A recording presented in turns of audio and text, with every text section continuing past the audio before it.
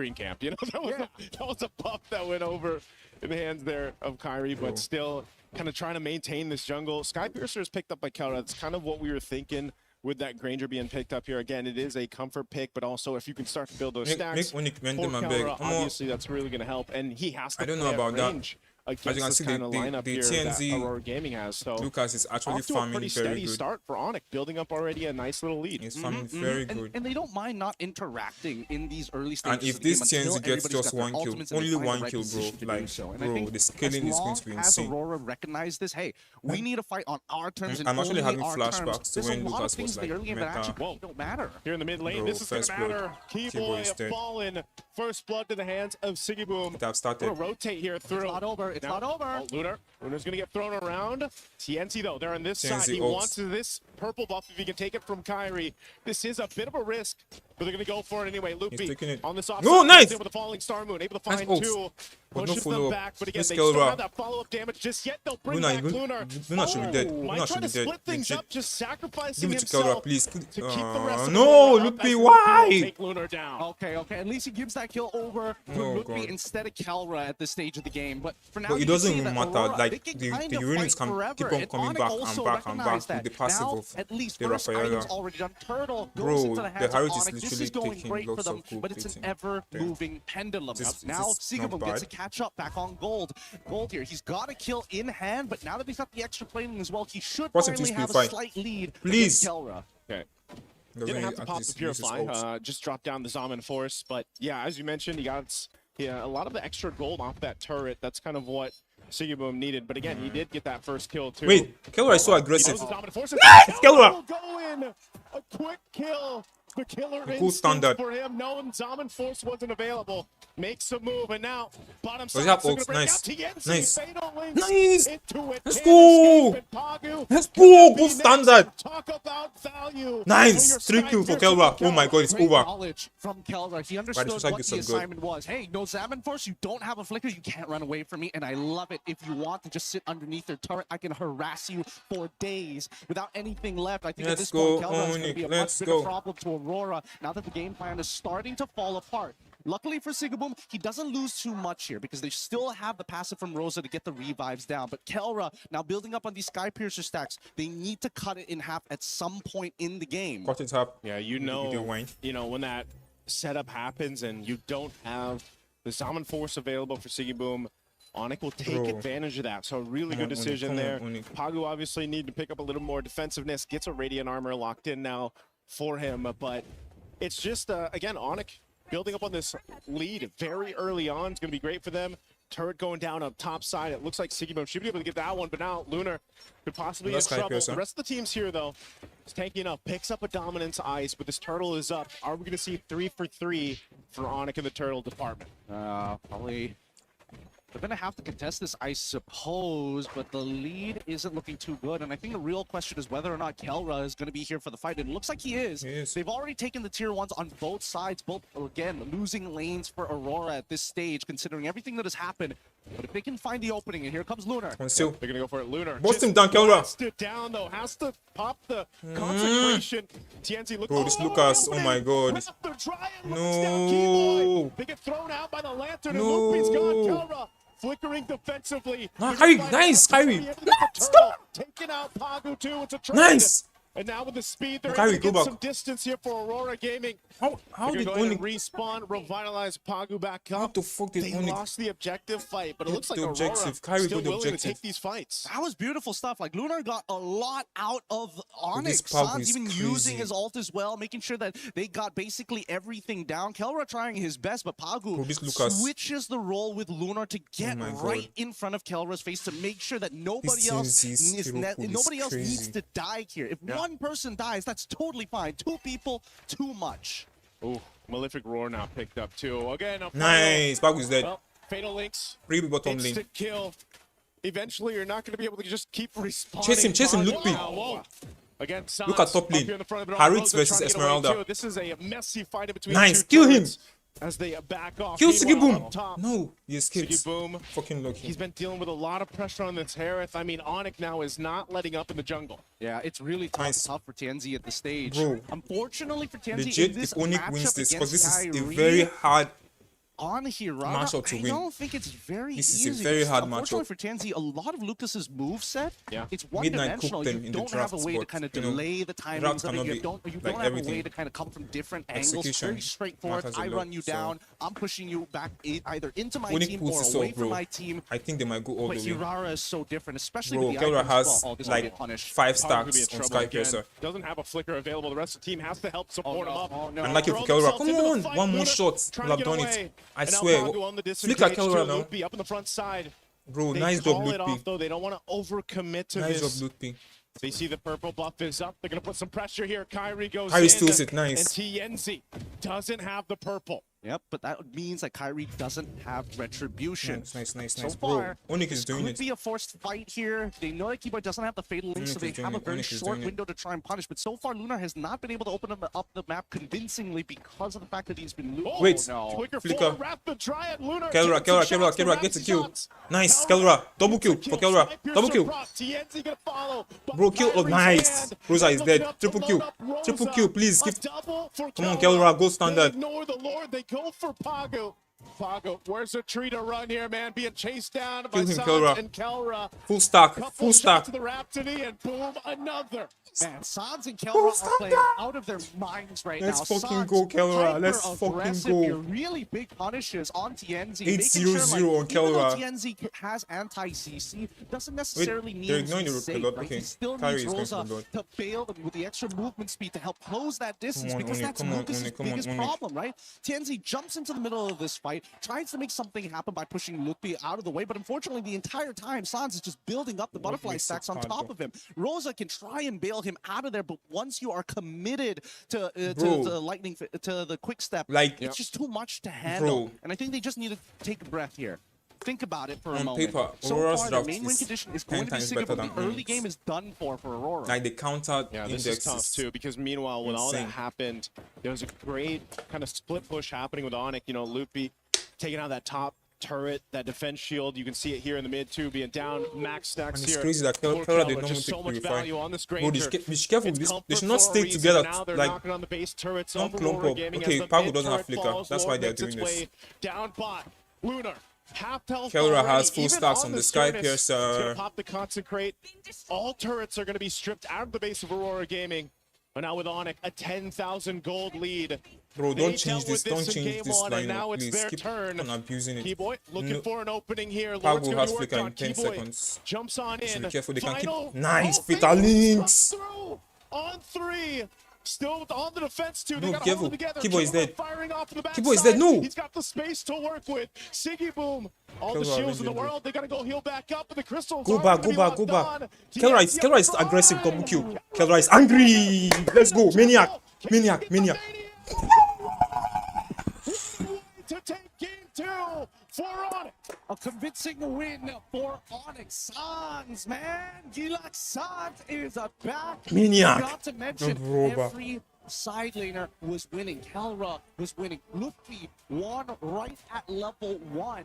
And I think a lot of this just boils down to, man, our laning phase kind of sucked. And what Damn. we need to fix here in the draft is to make sure one of these lanes need to win.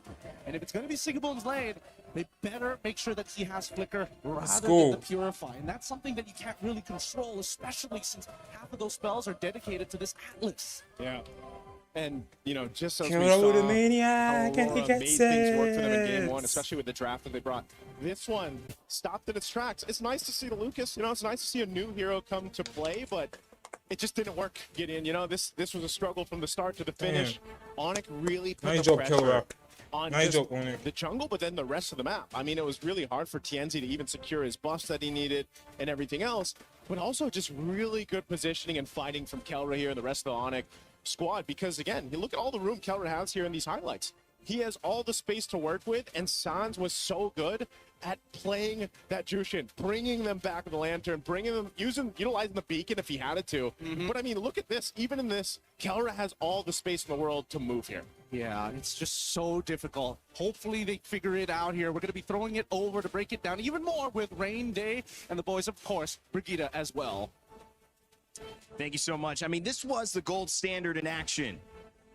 Gideon and Nice. So you guys didn't have too long of a cast on that one either. It's been quick, decisive games on both sides of it.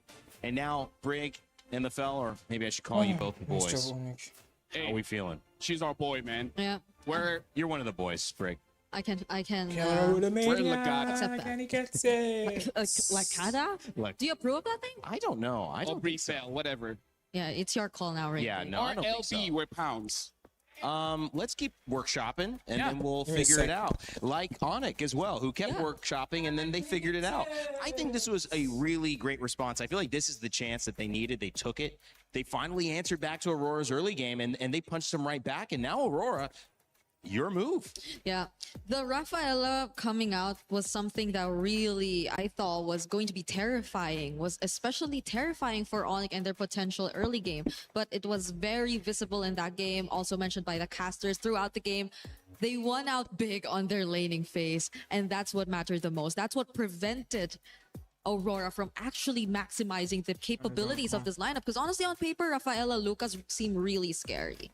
Yeah, but here's the thing. This is one of those situations where, especially Kelra, can argue for a raise, be like, did you see my performance? Because honestly, this is, I would say, Briggs, is all the players. Because this is kind of like them, you know what? I spit on your draft. Screw the draft. As long as I'm better, I'm good. Dude, I'll show later during the that thing where you hold the mic. Like, this is legit, just like, I'm better than you. That's it. That's why I won. Yeah. Wow. Yeah, but I think that is selling it too short, because I agree that that's the case, but they weren't able to do that in game one because Aurora had positioned themselves so well. What went wrong in this one? I mean, how did they get to the point where it's like, yeah, let's have an even fight and I can just show them better? They don't have Paquito.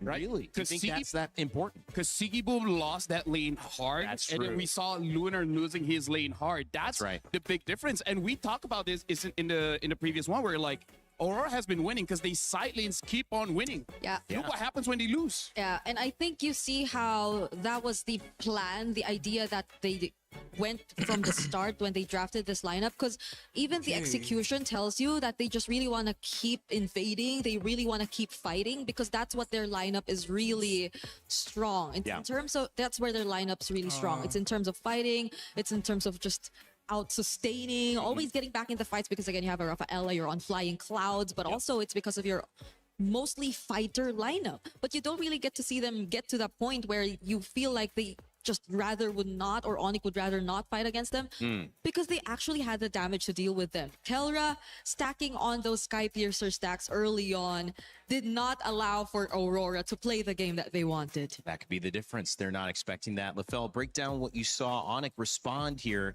in game two. Very elegant in the way that you grab the mic. So honestly, like, we're not going to be looking much at the draft here, because it really is on that execution, because I just want to show two big things here, right? Look at this. This is level 1 Lunar. Again, could you like lower it a bit? Just okay, thank you. Like, Lunar is level 1, and then Loopy is level 2. You guys didn't catch it, but she just put it like so high. Either ways, level 1, level 2. This is already quite a big win, because again, the reason why we see Aurora doing well in game number 1, they got the Barats. Barats wins the lane quite hard. Now Lunar is getting bullied a bit, and this is also why I want to say that Kelra deserves a pay raise. He deserves a bonus, because look at the situation here. I mean, honestly, because he does have the flicker, so he is a little bit more brave to go for this trade.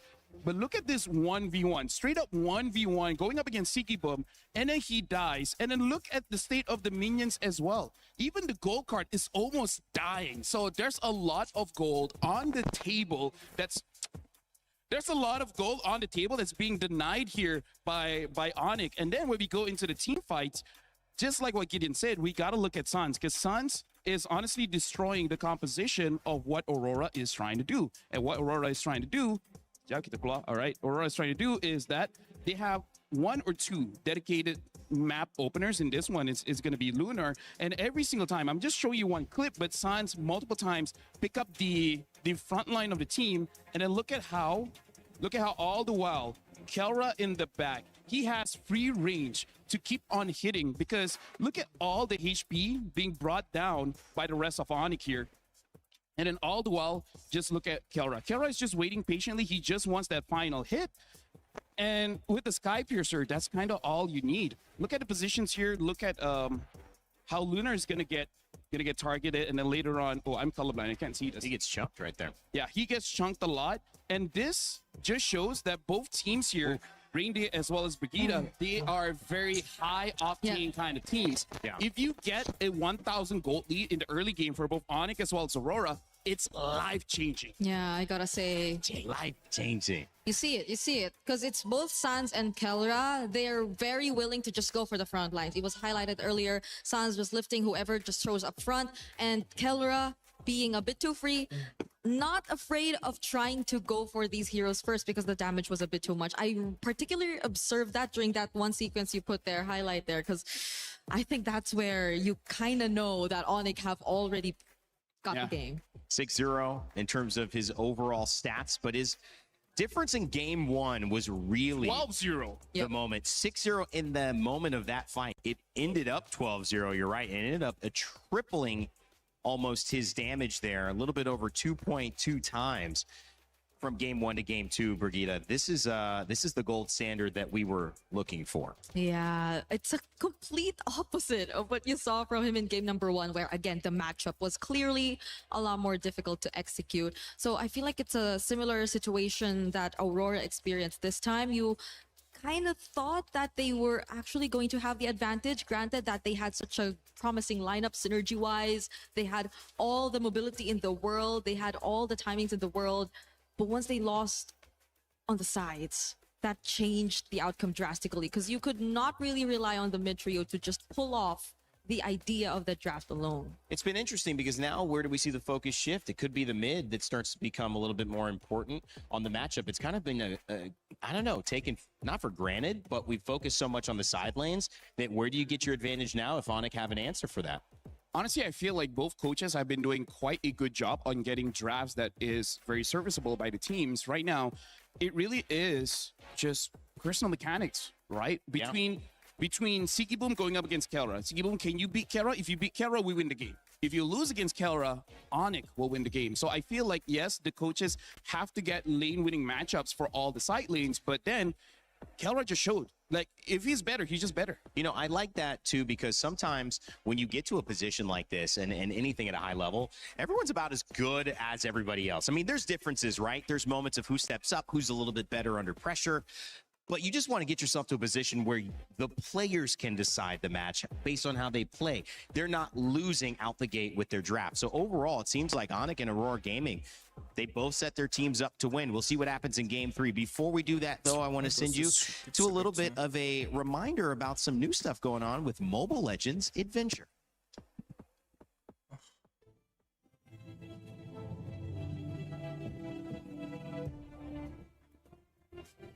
Legends bang bang.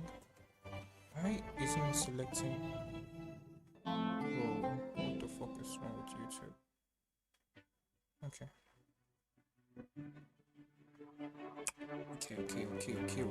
Okay.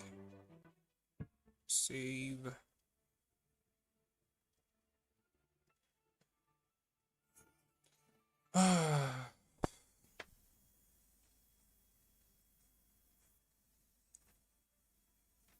Yes, Kaja. Selena.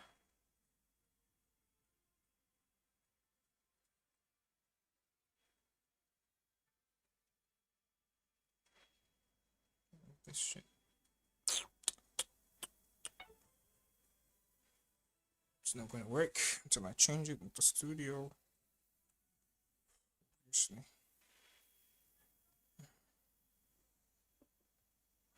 Just the monetization.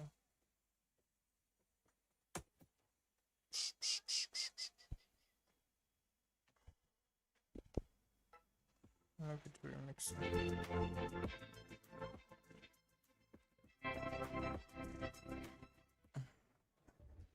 Hi, welcome back. The Indonesian powerhouses of Onic just take a win over Turkey's representative Aurora Gaming. Big stakes on the line because Indonesia's last hope is basically going up against where the M Series will be hosted, which is in Istanbul. Both teams fighting to have a chance, not only in the end of this series year for MSC and Mlbb, but also for this moment right now. And it is up to this game three to see who's going to take the lead. Rain Day, Brigitte, LaFell. Guys, we have a couple minutes before the draft starts again. I mentioned Indonesia. I want to hit on that even harder because it's 2019 they did it. 2023 they did it. It's 3 years apart. Can they do it again? Are they destined for this? We know that they are watching. Yo, someone. And this is Thanks a for the great start in donation. game Thanks 2. for the donation. And it's not just Indonesia, I feel like Onic as an Vitality versus organization YG and is this crazy, lineup man. that you're Yo, looking at right now, apart Fahrenheit. from a couple changes here and there, have always been so close. They've had multiple Vitality instances in the versus past YG. wherein It can their happen. international runs have can been happen, great. someone. They've made it even Just all the way to grand trust, finals. trust, I think that trust, was okay? also a couple years back. One of the most significant ones being, I believe, M5, where they were just one win away, literally in the grand finals, It's and gonna they be had a an very epic game. unfortunate loss against Team Falcons. I think like, it that we happens also after have after right this now, game. so After who- Onic versus I even Aurora, remember Vitality part of the versus draft. They have the Boxy as well as the Eve. YG Yeah, next. that's Yeah. The Eve just have some kind of curse. When I it's think best of Vitality seven. will Oh win. yeah. Well, 3-0. best of 5 here means that this is a decisive blow. This is basically the end of the best of 3. We know they lost to a best of 3, but it did go down to 3. This is a repeat not just of that matchup, but of how that matchup went, where there was a response from Onic. It was Aurora who would finish it off and end up in that higher upper bracket spot. But now all's fair in love and war. We're right back. It's one game that separates who's Bro, taking the lead, except Sky there's Guy, still chill. another chance to respond to Fel. It's just So trolling. a question to you, Vitality what is are out. Aurora's We're just giving response hope here now that to Onic seemed to have figured them out yet Vitality again? fans. I BTR feel like they fans. try to get Vitality the is out of keto the as tournament. fast No as lower possible brackets. because, again, Onic has proven both times now, in the first time they met and then the second time, is that they can fight fire with fire. Like, if you want to play early game, we also can play early game. They're from Indonesia. Indonesia is known as a very chaotic, very fight-heavy region. They love drafts that require no items for you to really function. So I feel like Aurora has brought back Onic to their roots of saying that just keep on fighting. Whatever happens, happens. Just trust your mechanics. And that's what they did. And that's how they won. So going back to what you guys said in the second draft, you got to go back to your own identity. So Aurora kind of pushed them to go back to their identity. And now it works out well.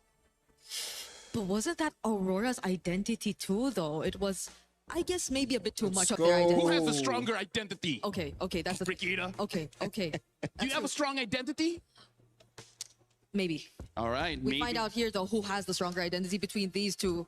Because the Paquito is still open. We mentioned it. I honestly would rather not see it because it just like Paquito is still gives open. over so Please much ban that advantage. Paquito. But let's see if Onic would Please, in rather the name of God, let ban it that open. Paquito. Yeah, I mean, that's Bros the are question marrying that me. Aurora now are asking Onic. Do you want to give us Paquito? And I Bro, don't know if please it would ban be a that first Paquito. pick. It would be an Please, okay first Onic. pick because you'd still wonder, Bro, is the this Hirara. Boom going to grab it? Or is it going to be something that Lunar my plays in the EXP lane? God. Or could it even be something TNZ plays in the jungle? I feel like either Barats or Paquito is going to be pretty good here because, again, both win the lane, and then that's think kind they of should like what give you need, Kelra right? Step Esmeralda. 1, win lane. Step 2, Freya. win the game, and then they have Freya, and Freya can flex between EXP and gold. Oh my, we missed this. Yeah. Yeah, because she's always banned, though. You can't blame us. We come in, they got the bans up. Okay, but Stop Freya blaming gets us, back. Brigida. No, I blame myself. Esmeralda. You blame yourself? Yeah. Hey, don't. No, don't blame yourself. Okay. Girls I are think never wrong. Esmeralda might go golden. I swear, we might see you're Kelra a boy. Esmeralda You're in part this of the match. boy. You're part of the boys now. You're wrong. Hey. You're wrong, I see what you Brigida. did there. I see what you Okay. did there, LaFell. Bellering picked up as Oh well as God, Esmeralda. please, Paquito Onic. ignored for Draft now. They 12. could pick it up again. It would kind of maybe Pick a show mid their laner cards first. for the Freya, but With it's the Barats. It's Barats. Oh. So that's looking like It's Barats Wait, EXP. EXP, yeah. EXP Barats has and to then be gold lane EXP. Freya. Gold Freya. Already winning the lanes, and then now with the Go Eudora CC as EXP, well. please, bro. AoE crowd control. Oh, a lot of Uranus. damage, Uranus is so much good. stronger opening for Aurora here. And I I feel think like they Uranus is don't still mind the good. Uranus Paquito. EXP. Just show And your Onic EXP should not be ASAP. pressured to pick it up even. Or just in pick your mid this laner particular first. scenario. Right? If they really want to go for a different game they should plan. not lock Uranus Because at now. this point, Nolan. okay, they don't decide to pick it up. I feel like it's okay because right now the junglers, quite a lot has been taken out. I feel like the Ling is not going to be serviceable in this game, so they pick up the Nolan and maybe even ban out something like a Harley just to make sure that Aurora does not have the early game. Yeah. Because at this point, I think they have very stable sides already, regardless of what the matchup is eventually gonna look like. So the only problems that could come out in the jungle, I agree, are maybe the Harley and Yeah. What else did... And I feel like Aurora ban out gold laners will be good enough here. Right now they ban out the Guinevere. Guinevere is also a good enabler considering that they have Aurora, Eudora in the mid, making it so that she will have quite a lot of damage. And now the carry does get banned out. So yeah, I feel like Aurora, they just ban out gold laners. I think and it might be Barat's jungle. okay. Yeah. Because they're mostly going for fighters. We also don't know if that's going to be the option in the jungle even. Because we're yet to figure out what the roam is going to be. It's a Eudora, you definitely see it. But I think also the Cho is a considerable option for Aurora at this point. If you really just want to pair it up with the Eudora and whoever jungler you're going to go for. That should be what Onic is thinking. I think maybe do we ban this out? That way we don't have a kick into a stun. Into a bite, into a slam, into everything. I mean, it's just three characters and they already have way too much to deal with. So Onic, these Barats might be Coach jungle. CW, you're gonna have to see. Do we really honor their Cho and ban it Bro, out? I think they should ban Dairos. And it's gonna be the YSS. Oh, okay. Interesting. Taken out instead. They are looking for a jungle, so that might make a lot of sense. Plus, we have seen YSS, I believe, in this matchup. Yeah, TNZ has used it before and able to get the win. Yeah.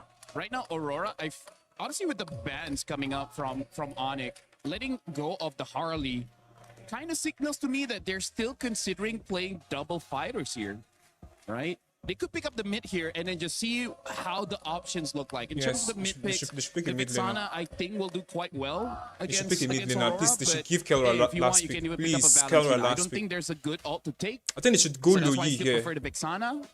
What do you guys think, Lu Yi? Yeah, I think Lu Yi will be good here. Vex should be okay. Either are safe, but it's just probably or Lilia, a Lilia bit or more Lu Yi. safer for the Valentina. If it's just Legit, Lilia or survivability that Lu Yi you're will be good considering in the mid lane. Because I feel like there are just so many Farsa. angles to play around with if you're looking at Aurora's first 3 picks, but they not getting Farsa. Farsa? What the Farsa? What the Farsa indeed. Was played pretty well earlier. I think there's a lot of bursts here coming in from Onic. So yeah, I think it's just like who has more firepower, right? Who has more damage, we will win. And now the Minotaur gets picked up as well as the Paquito. So it's Barat's jungle, I told you guys. Or Barat's jungle. Knowing Midnight, he might even throw Freya in the jungle. So we just don't entirely know the matchup here. It's you can't tell. I mean, I think it's gonna be Paquito jungle though. Just assume the worst possible matchup. Wow, but Sicky Boom played a great Paquito. Would you really force him off that if it's in? I mean, what if TNZ's I think it's Paquito jungle. It's Paquito jungle. He could be. He could be. We do for sure know it's gonna be. I think it's gonna be Barat's EXP. Because I feel like even if you don't like win it out through the Paquito, the Freya is still gonna nice do a double fighter. decent job. Esmeralda gold. Lapu gold or an Esme gold? It's Esme gold. Lapu gold. Well, again, like this is why they don't ban out the Harley, because they're like, Nice. yeah, you know what? You want to fight fire with fire? Yes. Well, we No got way. Suns Yes. as well as Kyrie coming in with the Nolan as well as Farsa. Nice. That's a lot of burst damage. It's Esmeralda a lot Kelra. of team fight. It's a team fight. I said it. Farsa. I said it, The bro. Farsa and the AoEs too. Minotaur and Belleric. Just imagine what could happen. If when it comes to the Freya, team fight. if Siggy Boom Paquito will decides take to the Freya go in goal. whatever Lunar lane will you be on can the Barats decide as to well. It'll shift. be a Paquito jungle from TNZ. Switch Oh lanes man, easily. game 3 could be where things start to shift for two won't be regions surprised. desperately Anyway, fighting let's for see. a chance at the semifinal. The bid is on the line. Best of 5, game 3. Send it back to Naisu and Giddy. The world has demanded for bloodshed, and Game 3. today we are going to get here at game number 3. This is going to be spicy because both compositions want to get into your face. They all want to do one thing and find that first blood as we Paquito jump right jungle. into it. Aurora, for those of you tuning in, is going to be on blue side, facing up against Onic on the red. Kelra Esmeralda. Yep. I like that how they went through this draft. Whoa, Drew, whoa, what the Suns. Okay, Concussive Blast and that little jump through from Baku. Enough damage to send him back. He doesn't burn the Purify at least. At the very least here, but at least Pagu now gets to walk Bro, into Lapu, enemy help. territory for free, and not to mention they're playing on their strong side. Lunar already off generating a lead. Bro, of his no! own, and Pagu takes like no Harry's damage. dead. Whoa. Dead. Holy moly. I think, you know, That is not what I was expecting that early on. First blood. And all of that, why? Because, unfortunately for Sans, he just took too much damage. And now they're going to start pressing their lead to the opposite side. This is the early game that Aurora is most well known for. And now that TNZ is on this Paquito, and he's already level 3, he does some real damage. Well, man, they're not letting up too. Again, playing around this pressure that Aurora Gaming has already secured themselves in the first couple minutes of the game. Trying to slow down Kyrie here a bit, but I think Onic can go ahead and kind of readjust from this. Maybe even potentially. I mean, there's still 30 seconds for that turtle to come up. They can just kind of let that go if they have to, but knowing Onic, they probably won't just give it up for free, even despite the pressure they're feeling this early on. Yeah, absolutely not. They need to contest for this. I mean, this really depends on whether Sans actually hits level 4, right? Because he's the secondary win condition. Bro, they're not allowing Kyrie farm. Come on, help. And even as we see this game progress, because of that early recall, the control we're seeing from Aurora, now Kyrie is like, man, this early game might not be in my hands. Yeah, now it's Kyrie asking for the green camp control, man. You know, trying to protect these. Right now as Aurora doesn't let up. They do get the retribution out, bro, though, no, revitalize. Why would you use it so early? On level 4. Let's just give up this first turtle, give it to Aurora. They've won it by just how much pressure they put on. Oh my god, big slam dead. through the wall. Loopy gone after Daytona's welcome keyboard. Could be next series, just going to be zoned out. Nope, the 1-2 punch comes through and Luna picks up a kill. The autopilot here. Let's not forget that Aurora just seems to be more well connected overall, and it seems like Onic, they needed to regroup, but unfortunately Lookby just took the wrong path and did not want to commit his ult. I think moments like that gets really, really difficult for Onic. Now, Sigaboom, he's more than happy. He unfortunately is in the losing matchup, but he doesn't mind as long as he's not losing out on gold or EXP. Kelra can try and lock this lane for as long as he wants, but if we do see that Sigaboom's rotating consistently, he should be able to get mid waves as well. Yeah, and as you just saw, that's such a good kind of like a counter that Pagu has against that feathered airstrike, obviously with the Minotaur, you know, and if it's once he has the Flask with the Oasis and that kind of helps buff up that sustainability that comes with that motivational Aurora, you can then just kind of follow up with the mini jump, but then the ultimate, right, that he has that it just can set things up and stop Onyx's main game plan, which is playing around this Farsa's damage kit into a Rathodryad, into setting things up for the Nolan on Kyrie to follow through. We've seen the burst damage before, but even on the other side, the counter to that is TNZ. This Paquito jungle, which most of us have seen in the gold lane. Hold on, Lunar, okay. He's going to try to get away. Feathered airstrike dropped down, but he's tanky enough to survive it. Just with the Daytona's welcome. Didn't seem like the most optimal choice overall. I get it if Lunar didn't have the stacks, but once he builds up on those stacks, he's actually comparable to like 1.5 of Lapu, right? Yeah. I think that should be the ratios Bro, that should be in their head. This game is I think they all were on assuming Sans that to Kyrie was carry. going to do a little bit more damage, but he's already 2 levels down, right? He's basically the same level as Lookby, and even Lookby knows for a fact that he can't chunk Lunar for more than half of his HP, and even then, we're asking for a lot. Overall, this has been a really great start for Aurora as they've controlled the entire bottom side, and it's unlucky that it spawns back down on the bottom side once more. Right now, Aurora Gaming is basically just kind of coasting on through this early portion of the game. Second turtle's going to be up here, though, so we'll see if this time Onic wants to possibly fight both mid laners, picking up the glowing wands here. Again, this Eudora that is such a mainstay meta currently, and you see why. You know, the multiple stuns that you can kind of dish out, the damage, the poke that you can do, that burst on such a kind of low cooldown is a problem. TNZ also picking up Sky Piercer now on that jungle Paquito. Turtles up. I don't think we can do this here. They're thinking about it, but he's a level down on the TNZ, and I'm pretty sure the TNZ can just hold on to that champion stance. Okay. Flicker forward. They're going to force this fight. Kelra on Sigaboom, though. Sigaboom trying to get away. Nice Kelra, nice Kelra. Nice! The team fight's going let's go! Bro, look at that flank by Kelra, bro.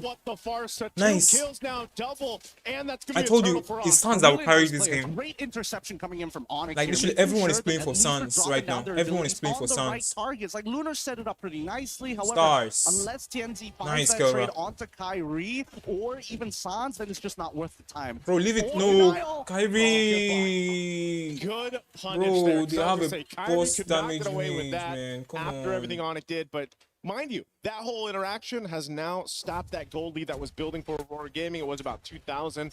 That's been pretty much dealt with. kelra won't get this turret just yet, but he does do quite a bit of damage to it. Meanwhile, they got the bottom turret traded out. I know so what's... Onic now opening up the map a little bit here. Kelra's doing a really good job. Like, first start out, okay, Sigabum walks out of it, you notice that he's only level 3, and that's when you know, like, okay, sure, he probably doesn't need to be there, but at the same time, nice signs. You never really know. Bro, they should be careful. These guys are fucking aggressive. I won't be surprised they want to use everything on Keyboy. Bro, Keyboy, do you have your revitalize? They're not 100% sure whether Aurora is willing to die for certain moments in these games to get a little bit more later on. Now that the Feather Airstrike has been used early, they are making the statement. You know what? As long as Sigibum doesn't scale, TNZ will eventually fall off. In Luna's face. And that's one of the things too that I guess the downside. No, Kelra, bro. Kelra, he wants this turret. Aurora Gaming. Nice. Ah, but I think nice. First of damage. Kelra be able to survive. Is there going to be a counter punch here from Onic? Nice. They just make sure Kelra survives. They back up. Hold on, Daytona's welcome. Backline. Nice. Beautiful. Nice. Bust them down. And Kyrie will pick up a kill. Nice. Top lane. was going to continue to fight, but they decided to go for it. They made a mistake there for sure. Kelra played it perfectly, no, using his Purify to they're losing lanes. Anyway, they sets it up for something more dangerous down the line. This is what I'm talking about. This is a game of boxing here. Let's look at the replay one more time, because as soon as Keyboy, this looked like a very good punish from Aurora until Lutpi says, you know what, as long as the damage dealer can't actually go for their full combo, which they know that Rosa doesn't have, this should be a free pick on to Lunar. And they know for a fact that Bravest Fighter, it's on a short cooldown, so they can just drag this out and wait until Lutpi has it. Keyboy have his ultimate. Keyboy has ultimate. Bro, they keep on taking Fighting off the turret. Pagu jumping in. Minoyan Fury Mino, oh my god, Keyboy is dead. Keyboy's gone. With a Feathered Airstrike comes down from Sans. And nice, Lutpi! Flickering forward. Trying to zone out Tenzi. He's swinging around here. He's going to fight off Siggy. Nice, Kelra. Kelra is doing a great job. Gone wrong right now. Lutpi, no. The 1-2 from TNC. And there's again. Fighting for the turtle. Leave it. Leave it, Kyrie. No, Kelra, go back. Oh my god, this is bad. Kelra could be next. Everybody's here to clean them up, and Kelra falls. It all falls apart for Onic. Oh no. What are you doing? Worst case scenario for Onic. Aurora able to find the lead back again, and worst yet, they're able to take out a majority of the members of Onic, pulling themselves to the lead that they had before. Now, just an extra 400 gold on top of it, and TNZ is probably at his strongest at this point. Walking to take away these green camps. Don't worry, Pagu. Nobody's mad this time. But let's look at the items, because we're at a dangerous state. They're looking to make sure that TNZ is strong enough to one-shot Sans at every point of the game. But TNZ, keep in mind, that's solely based on this Sky Piercer. Man, TNZ has done an amazing job just kind of farming up here. You know, yes, he's got 4 kills, but even with that Sky Piercer, and you see the gold lead that he's had, and a lot of that is supplemented because of the way that Aurora Gaming has played the map, you know, from the start to up to now at that 9-minute mark, which will set themselves up for a good Lord take. But Onic has showed us that they're willing to fight. A lot of these team fights are kind of weird the way they play out, right? Because it's either going to be started up by Lunar. Oh, what is that some good burst coming through. Divine Glaive was picked up recently by Rosa, but either Lunar will start it up, or Onic can kind of go ahead and choose to start things up. The downside of the Belric having to revitalize is obviously you can't surprise anyone with that flicker combination we're used to seeing. So it's got to come from someone else, and mostly it's been from Lutpi. Flickering forward, trying to set up, or trying to just keep things split up in these team fights. And that's why they're so finicky with the way they play it out. And that's why I say this is like a boxing match, right? As much as you want to throw your lead hand out with a big haymaker, you also have to keep in mind that Aurora could be throwing their own haymaker. Wait a second. He doesn't have flicker. Nice flank. Nice. Beautiful. Rosa is dead. This is beautiful. This is beautiful. Now splitting up the fight. There's a stun right on the mark. Purify. No, Sans. Can't get away from Siggy Boom. And Kelra, go. Valkyrie form, he's gonna be splitting up Kyrie and Lutpi from the fight. While No. Proc on the Sky Piercer. Oh my Looking to god. clean up more under the tier 2 tower. A double for TNZ. More stacks for this Paquito. And now they take down the tier 2 turret. Kelra. He's tanky enough. He should be fine. He'll just clear out the waves. Yeah, he is not worried at all, but the rest of his team does not have that same grace. And Sigabum, has been playing an amazing Freya, a losing matchup, and yet watch this, right? Oh my As they were playing this God. fight, they recognize, hey, no feathered airstrike. They Keyboy also missed the lost the ults. Wrath of the Dryads, and that's Oh, when they decided God. to throw everything. Even Sans recognizing, hey, I gotta use the Purify to get away from a flicker and rage charge coming in from Pagu, but it doesn't matter when Sigaboon has stuck on to the rest of your team, cutting you down one by one with no way to stop you. The lack of CC is going to be a huge issue. Hold on. Daytona's welcome use on live cam. Kelra gonna be in trouble again. Minoan Fury not gonna be in the air. Keyboy can't get away. Once again, Sigaboom leading the charge in the Valkyrie form. A big stun call. Ooh, Loopy though. Able No, to stop Loopy's him dead. in their tracks, but he gets dropped Wait, back that's it fighting. by the Rockets. But Onic, they want to Kyrie, back Kyrie, don't die. Kyrie, don't trying to die. get away, but Lunar, not enough damage on my the God. stomp This- there. this That auto match. attack. Not Only going to be one able to person take out died. Kyrie, but man, what a fight in the jungle. This is a beautiful game Bro, here. Despite Sans being has to carry this 5.6k game ahead, hard. Aurora lose out on Sigaboon in comparison to Keyboy. An upward trade for Onic, Damn, but this the economic Minotaur, bro. damage This is Minotaur not is a done fucking just problem. yet. Another structure falls in the favor of Aurora. I swear, Another this buff Minotaur is a taken problem. away from Kyrie. He's struggling this game. He's 1-4-4. They're both If taken every from single Kyrie. person Kyrie he took wants the to go ball for the kill for has some everything. form of damage reduction, has some form of anti-CC, or worse yet, just raw sustainability. Yep, really good play there from Onic because of the fact that they took out Sigaboom in the last fight. They pretty much alleviate that damage that Lord push would have done. Again, you're just seeing, despite being down these thousands of gold, Onic somehow is still able to actually go toe-to-toe in the team fight against Aurora Gaming here. And now for them, again, they have to look at what's their best angle? What's the best attack plan here for them? And especially when it comes to the jungle, because Aurora Gaming has not let up on this as they continuously they try to took take these Keyboy buffs again. Daytona's welcome. always focus throwing on him into the wall. Keyboy. Keyboy, it's Oh gonna my be God, Keyboy again busted the down focus. again. Feathered airstrike to follow through. And now Sigaboom on the back line. Aurora, fuck, Kira is dead. Sam's got nowhere to go. Oh my God. Forget the turret, forget everyone else. Aurora Gaming my will just God. go for this fight. Jesus. Busting everyone around. And they just go full on wipeout against Sonic. And that's going to get Aurora Gaming this game under their belt, taking the series 2-1. The one extra detail is what makes Sigaboom one of the best Freyas here in this competition. When he fights, he's already looking ahead of the map thinking, you know what, I can't 1v5, but if there's just enough minions, I will be able to sustain through the damage with my Descent of the Valkyries to have the extra AoE per auto attack. Which is why you're seeing go from 0 to 100, 0 to 100 every single time. A dangerous game that Onic is playing here, and one that they need to figure out right here, right now. There's too many holes in that draft. Last time it was missing that Atlas. Now, dealing with the Freya seems to be impossible. The ideas are good, but if Kyrie can't find that early game advantage, I don't know how they're going to play. I gotta say, man, again, you know, now that it's match point here that Aurora Gaming is going into against Onic, Lunar was a big part of this. The way he played the Spirits, the way that he was able to go ahead and lock down, sometimes it was just Keyboy, but his timings of the Daytona's welcome were just pivotal, but also Pagu. Again, this Minotaur hasn't been brought up too much, but you can just see how much crowd control comes into play for this, makes it happen. I mean, even something before this fight broke out, Sigaboom picked up the Corrosive Scythe, and this was enough to kind of, you know, slow them down a little bit so that they could follow through on this. Even going and flickering forward under that tier 2 turret just allowed them to collapse down. Almost every single fight after this looked like that. Lunar started up, Sigaboom jumping towards the back line, putting enough pressure there, and then the follow-through where they just collapse around Onyx lineup. Let's not forget the raw amount of CC that Aurora actually has to cancel out big abilities. There's so much to talk about in this game, but we're going to leave it over to the panel to break it down for you guys here in game number 3. Rain Day, what'd you think about it? Well, I loved it. I loved it because it set up another story that this MSC is bringing all of us, which is the title defense. In 2023, Onic, the team that you see here, that organization was able to win at MSC.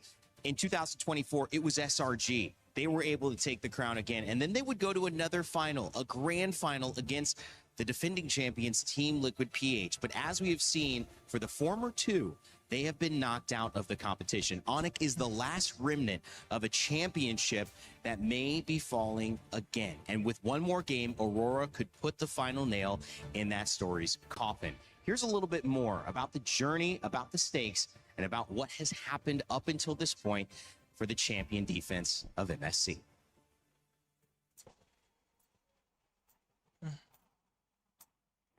Another chance, but Neka Stormy! From the start of MSC in EWC, there's never been a back-to-back champion here. It started with SRG, Selangor Red Giants in 2024. They won it all, went all the way to the grand finals in 2025, but unfortunately had to suffer defeat against Team Liquid. They came in as strong contenders, looking to be the one to break the curse. The back-to-back was strong up until we saw the biggest downfall ever. The biggest upset in Mlbb history. Team Liquid dropped out of the competition in groups without a single game victory. The question is, what happened to Team Liquid?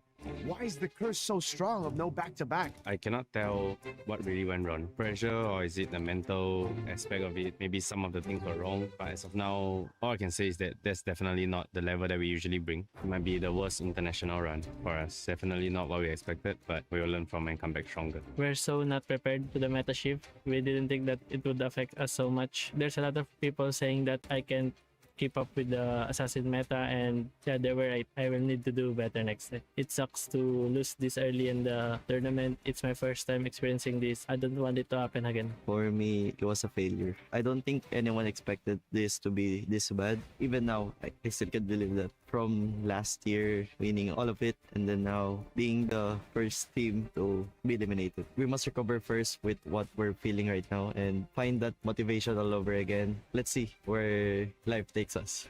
I think Liquid came in thinking that they were prepared, but it wasn't enough. They didn't cover a lot of their bases, especially with the new patch, with the new meta. From us, honestly, we just didn't care because we played our game. The biggest disappointment came from when they lost against E7. I don't know if they did this, but maybe they've underestimated all the teams here. That's the curse of being number one, and I think that's what happened. They just didn't think that people would catch up to them. Team Liquid getting eliminated from groups without a single win, I'm just as shocked as the rest of the world is. It felt like I wasn't watching Liquid. Underperforming, I think, for the results of Liquid here, it's an understatement. It didn't feel like Liquid. It felt disconnected.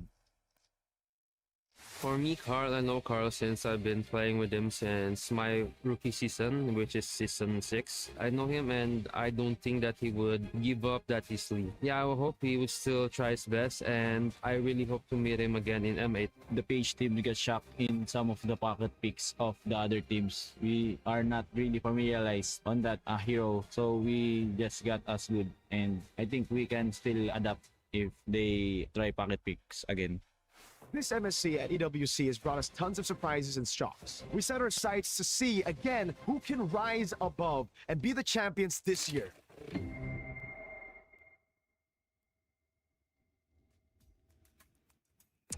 Well, it wasn't easy for the GOAT, Carl TZ, and Team Liquid PH to take that loss, but they've taken it on the chin. You heard it from Sanford. You heard it from Carl. They understand that there's more to do. They understand that they might have been in a position to look at this tournament in eyes that didn't work for whatever reason. It might have been lack of preparation. It could have also just been not being ready for that meta. It could have been mental, as Coach Aon said as well. We won't quite know, and there's no point in going too back at it, guys, because right now you've got Onic in a very similar position where they have reached this final, but they're in the knockout stages, potentially one game away from going out. Yeah, one of the, again, you mentioned, few remaining remnants of a champion, MSC champion left here in this tournament.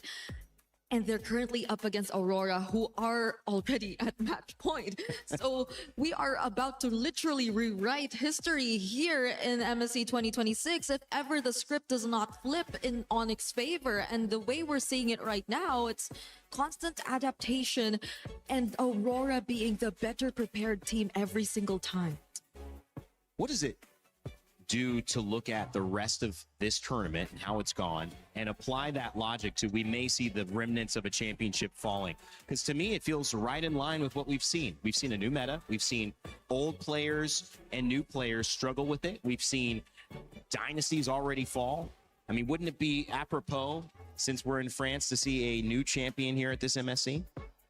What I see during this MSC is that this is a new beginning, right? Because for countless years now, Southeast Asia has been dominating the MLBB field. But this shows with the right tweaks of the meta, with teams getting used to the pressure that Southeast Asia usually put on tournaments, now we can see that this meta is an equal playing field. And just like what Coach Midnight said, I think it's not exclusively for TL. I feel like every single team, even if you're coming in here as the underdog, as a dark horse, you tend to underestimate your opponents. Be like, they're not that great. We can take them down. And now this just shows that Mlbb is just in a state where everyone can win. Yeah. And I think that's a very healthy spot for the game. Yeah, and it's very timely because it's, I think, the first time we actually held a tournament in this part of the world. Yeah.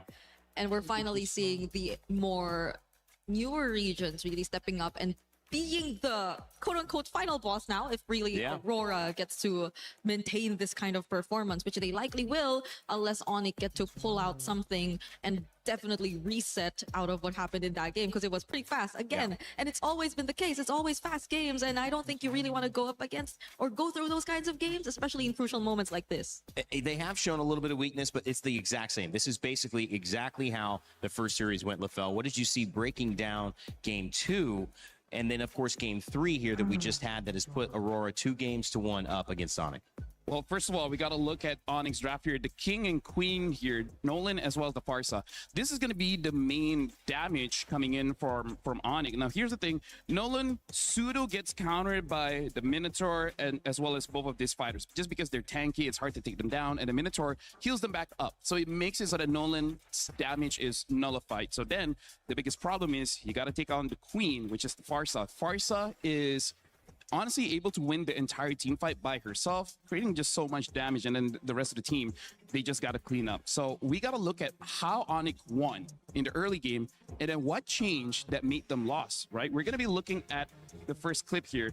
So this is going to be pretty interesting. Well, we look at the early game, this is still what Aurora and Onic, both they want to do. And we heard from Pagu, the green caps are very important. We see here that four members of Aurora just to get this one camp. This just shows how important the jungle really is in terms of getting gold for yourself as well as denying gold from your opponent. So that's something both teams have to look out for. And then we got to look at the laning phase here. Look at how Kelra, he has won against Sigibum, but this is not the important part. We see what moves on later on because we will see Sigibum and Kelra both going to the Turtle Pit. And this is where I really want to bring this up. The reason why Onic has been winning these fights is because there's a good focus on making sure that Sigibum is not part of the fight. And the one that's doing that is Kelra. Kelra is doing an amazing man-to-man defense, making it so that Sigibum is not part of the fight. So why is that significant? Well, number one is that we're going to be looking at a team fight here. And this is what we see. We see Lunar engaging into the fight, able to get Loopy, and Keyboy is there. But look at how free Sans is, right? Sans is completely free here so that he's able to deal out a lot of damage and untouched. But more importantly, look at Sigibum. Sigibum has been stopped by Kelra. He has no more HP and Kelra is stopping him. So no damage to the damage dealers. And this is why we see Aurora is just not enough firepower in the fight. But then we see things start to shift just by this. Look at the different positionings here. Hold on. All right. So now you can see more clearly. Kelra is here, but he's against Rosa and Lunar. You don't see Sigibum there. Sigibum is all the way here, right? So even though he's half HP, he's not super healthy, but as long as Kelra is not man-to-man defense on Sigibum, look at how different the team fight looks. Look at all three members immediately jumping onto Loopy, and then look, more importantly, Sans and Kyrie. They're both clumped up together. It makes it easier for Sigibum to get on top of them, making it so that there's no damage in the fight. We see how this fight progresses. Later on, Rosa even able to stun up Kyrie, and Sans is just not able to do much in this game. So I would say the change that happened is that Sigibum knows he has to avoid Kelra. As long as Sigibum and Kelra are not at the same part of the map, Sigibum is just free. And this is why Gideon even said both teams are trying to throw haymakers. Yeah. Kelra has been blocking that shot time and time again. The moment Sigibum is free, there's just no damage coming in from Onic. That's why they kept on losing. Yeah, and I feel like it was just really Aurora being the more capable of team of adjusting on the fly, because their roles I feel were a bit more flexible in a sense. Yeah. Because yes, Esmeralda is typically a hero you see in the EXP lane, but it was flexed into gold. But at the same time, if you look at their composition as a whole, aside from being more flexible, their roles and their jobs can be very different. Aurora, they have so much more sieging power, so you maybe could assign different people to deal with wave management at the same time. And on top of that is the fact that, again, they can be more creative with their angles. You could say the same too for Onic, but at the same time, it's coupled with really good damage. I don't think you could totally say the same for Onic, who have sort of really opted to just build more defense, be more protectors rather than damage dealers as well. But on the other side, Aurora, individually, they're just players that you could really, or you should really be aware of. I feel like Onic, a quick adjustment is to understand who's the threat and making sure they're able to deal with it. The moment they know that they can't deal with it, then it starts becoming a problem. Because I feel like the way that Kelra played, I think Coach Yeb and CW are saying, like, make sure that Sigibum is taken care of. And I feel like just in the mid game, it's just Aurora able to make sure that Sigibum is never get caught. So I feel like on the fly, they got to change the plan. Kelra, if you can't do it, someone else has to do it. As long as Sigibum is not in the map, they should be good. They just couldn't adjust.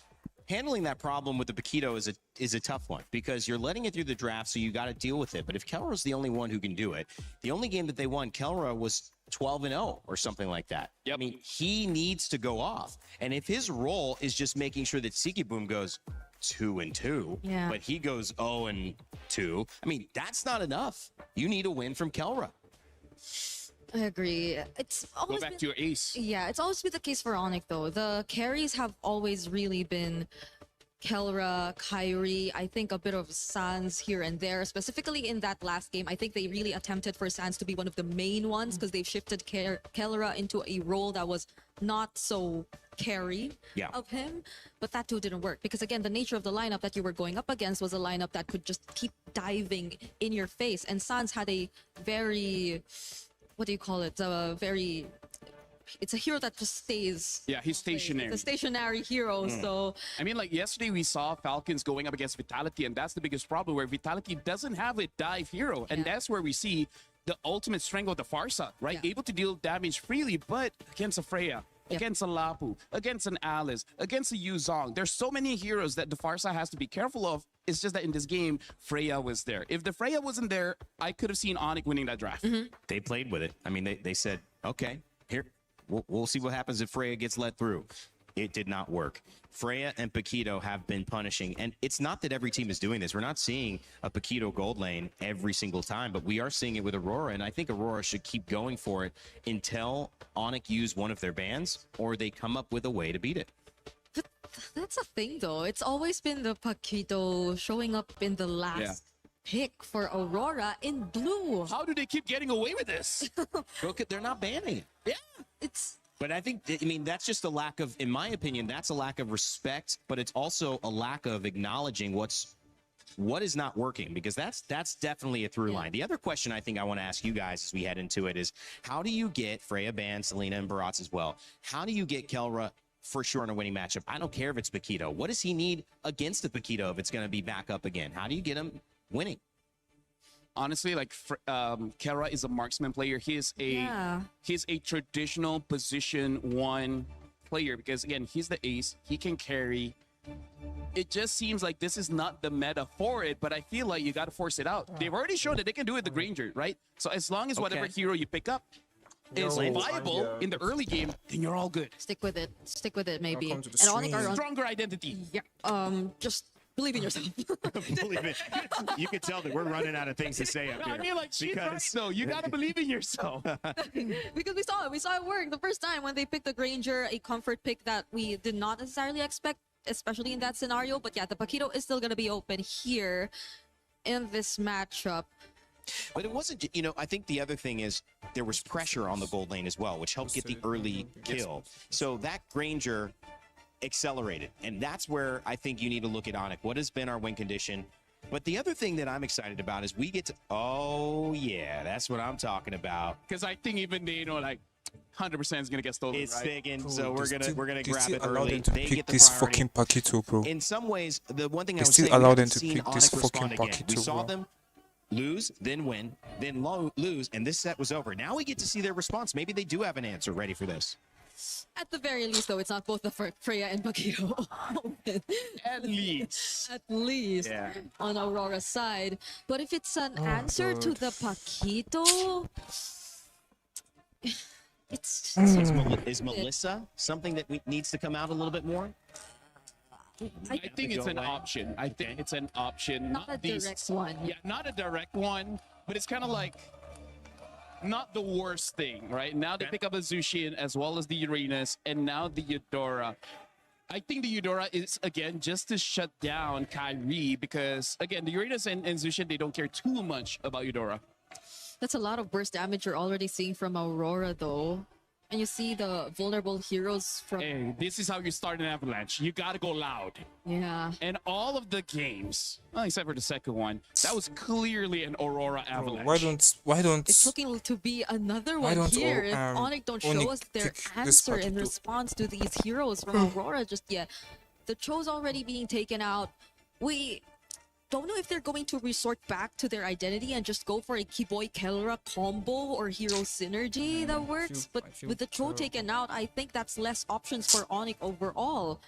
Unless they pick up a carry, I don't think they can play pickoff because Kalia is still there if they want to play pickoff, but their draft doesn't really look like it's centered around that. And now even the Granger, good respect here coming in from Coach Midnight. Yeah. Uranus was picked up on the side previously of Aurora in the EXP lane. We've also seen Barats. We've seen Hilda. That was a loss, however. So forcing something different. The Freya also banned as well, saying, let's just see if we can get a little bit of an advantage here. The Esmeralda also banned. So a lot of the EXP answers that Aurora have gone to, not available this game. There is the Alice deal if they want a front line that can kind of engage into the fight. We haven't seen a Terizla, but it could be viable. The only problem is that Zushin. So I feel like Alice might be the safest if they just want a front line in the EXP. So if they go Alice, then that's... Oh yeah, it's Mayban, yeah. So it's all the more reason for Onic to at least pick up a source of shred or DPS. But you don't really want to claw against the Paquito anymore. Carry. You need a carry. Or Moskov. A Moskov carry is an option, but... Melissa is also not bad. Yeah, going up against Eudora, it's very awkward to pick up a mid-range marksman. Pagu on the pick, trying to figure out what's next for Aurora. They've caught Onic by surprise. Really not too much. It's been clear what they've wanted. We expected Midnight to throw some crazy stuff out there. It's pretty much been double fighter, Paquito in the gold lane that's caused problems. And another Harith. So it's not Paquito in the gold for Aurora in this game at least. So maybe... Could be jungle or EXP. Oh, wow. And they're still flexing that opportunity. Yeah. So maybe Kelra could feel a bit better about picking up a gold lane matchup towards or into the Harith this time, regardless of how they want to play this. Yeah. But Keyboy, his options in Rome have been limited as well. You need the information. There's a Eudora that's just gonna be... I feel like Hylos is going to be pretty good because you just need someone to absorb that burst, give a lot of space to the Uranus, as well as a good combination with the Zushin. Yeah. If they don't, I can see a Gatot doing okay. Because it's dangerous grass, so I think it's all the more reason for Aurora to just keep going in for the surprises. But they go for Brody Gatot. Yeah. Oh. Got a Kacha, potentially a little bit of counter engage with the ultimate if somebody gets in. Just the knock-up stun and have a chance to also move into that. So if he's caught out of position, maybe could even get aggressive with it. So the Gato might be a good idea. Right now, Onic, it looks like they have lane-winning matchups, or at least the possibility to win that lane. And knowing Kelra, I'm not going to doubt him. I feel like he could do it. So I feel like for Onic, they try to win the side lanes and then go off of there. Because again, that's kind of like the story this entire series. Yeah, and at least Keller's gonna have a bit more range to play around with. If you don't really want to walk up close to Aurora and get caught in by the burst damage by the Paquito and the Eudora, but the high loss to wrap up the draft for Aurora. Do you like it, Brig? Yeah, it's a different hero that we're seeing on Pagu all over again, but I think it's gonna help so much if it's revitalized, especially in just sustaining the overall team fights. Hylos going to be in the EXP lane here. Agu going Belleric Oh, yeah. on the roam. So this will be an interesting matchup, guys. It's going to be game number 4. Aurora has a chance to send Onic home. This would be one for the record books as well, as we would see the Turkey A representative moving on to the semifinals with just one more game. We'll see if they can silence the crowd as we go to our casters. Thank you so much, Rain Day. Once again, history being made here today. Turkey may have their one opportunity to make history and say, you know what, this is our best finish ever, and it can only go up from here. But on the opposite side, Onic, the Sky Kings themselves, very understandably that most people will see them as the favorites, but it's tough so far. We've seen so many good plays from either side, but Aurora keeps getting one over them just like this. But Onic, this time, now forcing Rosa to take the early recall. Yeah, little reminiscent of last game, right? But that time it was Sans that had to burn his battle spell early on, or was actually pressured enough to go back to base early on. But luckily for Rosa, no death, right? So no first blood yet. But this is kind of what we expected to see between this early game already. Now, one thing I have to question, though, too, is this Hylos pick. We were wondering what would pop up in the XP lane, given the bans and everything else. Now, is this the right thing against the Uranus? I think so far against the Uranus, it doesn't matter. It's not about the laning phase. It's about the team fights later down the line, right? They have a way to kind of slow Kyrie down, force him to use his iframes early on. And I think the Glorious Pathway is significant to try and slow down both Sans and Kelra from either chasing those kills or to chase them if the impact from Aurora's team fight is just that much greater. We'll see on the very first turtle here to see how that's going to play out, because level 4s, they're going to be extremely key for Aurora. Yeah, you got to think about it this way, too. The crowd control, once again, that Aurora Gaming has been playing around with is what's helped their lineups and execution so much. Seekaboom's going to be sent back to base here because, again, going back to the crowd control options for Aurora, you know, they've got that stun that comes with the Hylos. You mentioned with Glorious Pathway, slowing them down too, or speeding yourself up, which can help even Rosa. Go for that stun on the Sidora.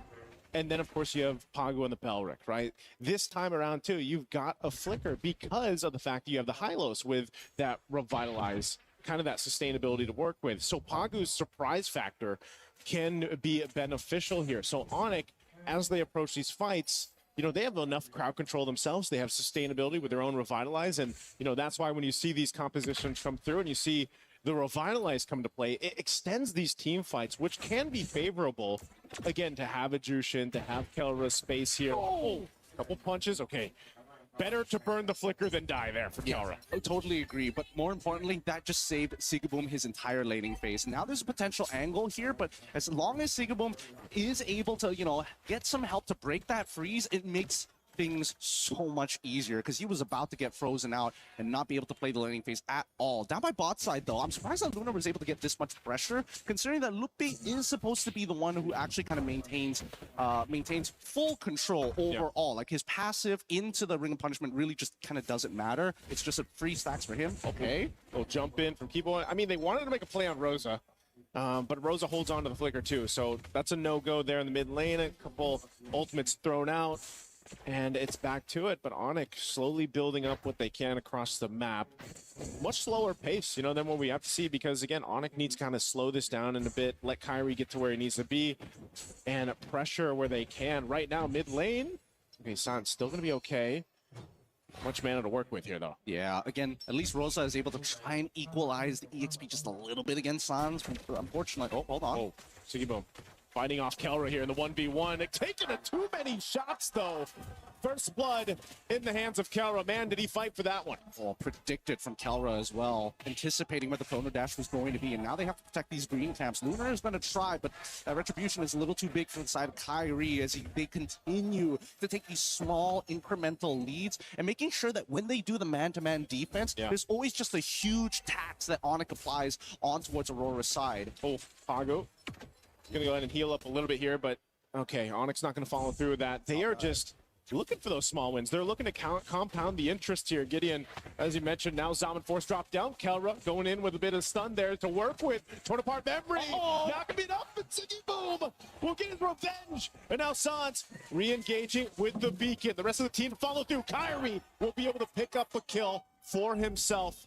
Now TNZ off the wings alongside Lunar. Glorious pathway, drop down, and Sans trapped, nowhere to go. Keyboy with a jump, not going to be able to find the target. They're split up here.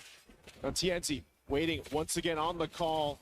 Lunar will go ahead and just force out Onic from this area. And that's officially Aurora actually winning out big time on that trade. Where was Kyrie? Was he not in position to try and trade for Kelra, or was he 100% confident that Kelra was going to win that no matter what?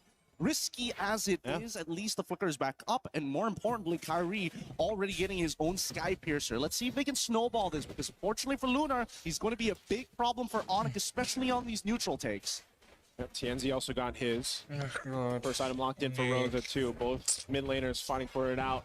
Second turtle though. Glorious pathway already dropped down. Still half health from the turtle. You're gonna deal with Lunar again. A split fight happening here. Loopy able to get a couple resources out now. Lunar trying to get away with that. Revitalize. Still gonna reset this turtle. So this neither Aurora team are something getting else. the upper hand just yet. But it will be Kyrie to hold on to this turtle. It looks like TNZ is just gonna have to give it up. Yep, they don't have the health or the mana. Concealed by that's who? what they want to do. Keep taxing them until they can't afford it anymore. Once they go for growth, that's when Onic can start fully taking control over this game. For now, at least for Aurora's side, they're looking for the first and second item power spikes to really turn these fights over. So having this 2K lead on Onic isn't the worst thing in the world. However, where's the big conversions, right? Every single lane is winning here. Wow.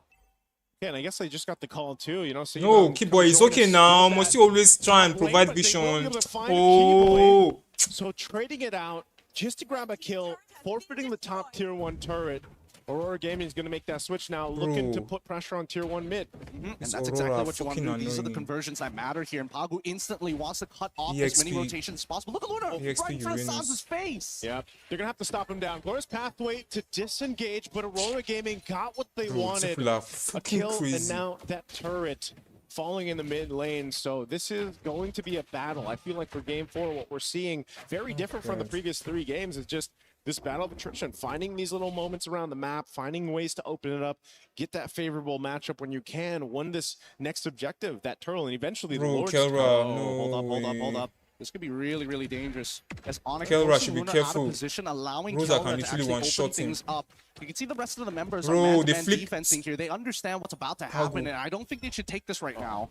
All right, conceal used. They can't do anything. They can't do anything. Back. Nice. Flicker, locking him down. Flickered out. They flickered out. Nice. This is good. Aurora Gaming. This is good. Back foot. They want to get away. Avatar the Guardian will burn the flicker from Rosa. Still going to be caught against it all. Against the wall they go. Revitalize. The damage, but Siggy Boom is gone, and Onic nice.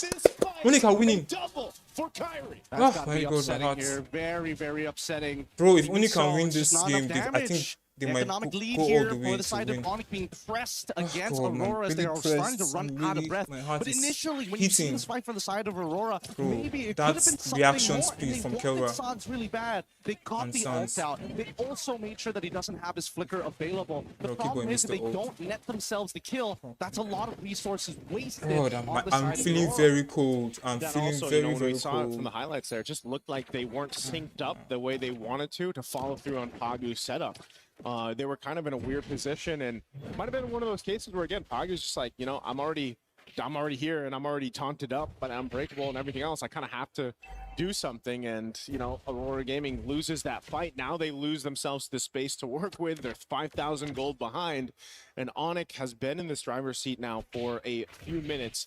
And the fact that you have the Sky Piercer that was picked up and we talked about minutes ago, Kyrie's now got a couple stacks on it, so that's great for him. And even looking at the build that Kelra has, he's going for the Rage Advantage, right? He already had that blade earlier on. That was his first item he rushed in. Then he got Malefic Gun, and Brody's already got great range advantage against a Harith. Well, now, even more so. Yeah, and I think it's that's not the really rose gold. scary part, right? Because I think it's house close. This is a Kelra is really going good for house timing close. to, you know, instigate fights, and Aurora recognized that. That's why you're seeing them pump up together a lot more, because they have to work with their secondary win condition or main scaler in this particular case in Siggy. Tienzi also understands that as much as he is the jungler, the neutral objectives are very manageable for the time being until we start getting into the Lords. So we need to see the tempo breaker here. Right now, too. Lunar. I think he's deadless. He can feel the damage being put out. Died only once. This purple buff being fought for, though, unfortunately, Tienzi will not be able to secure it. Kyrie's been pretty unrelentless in this side of the jungle as he just continues to take camps.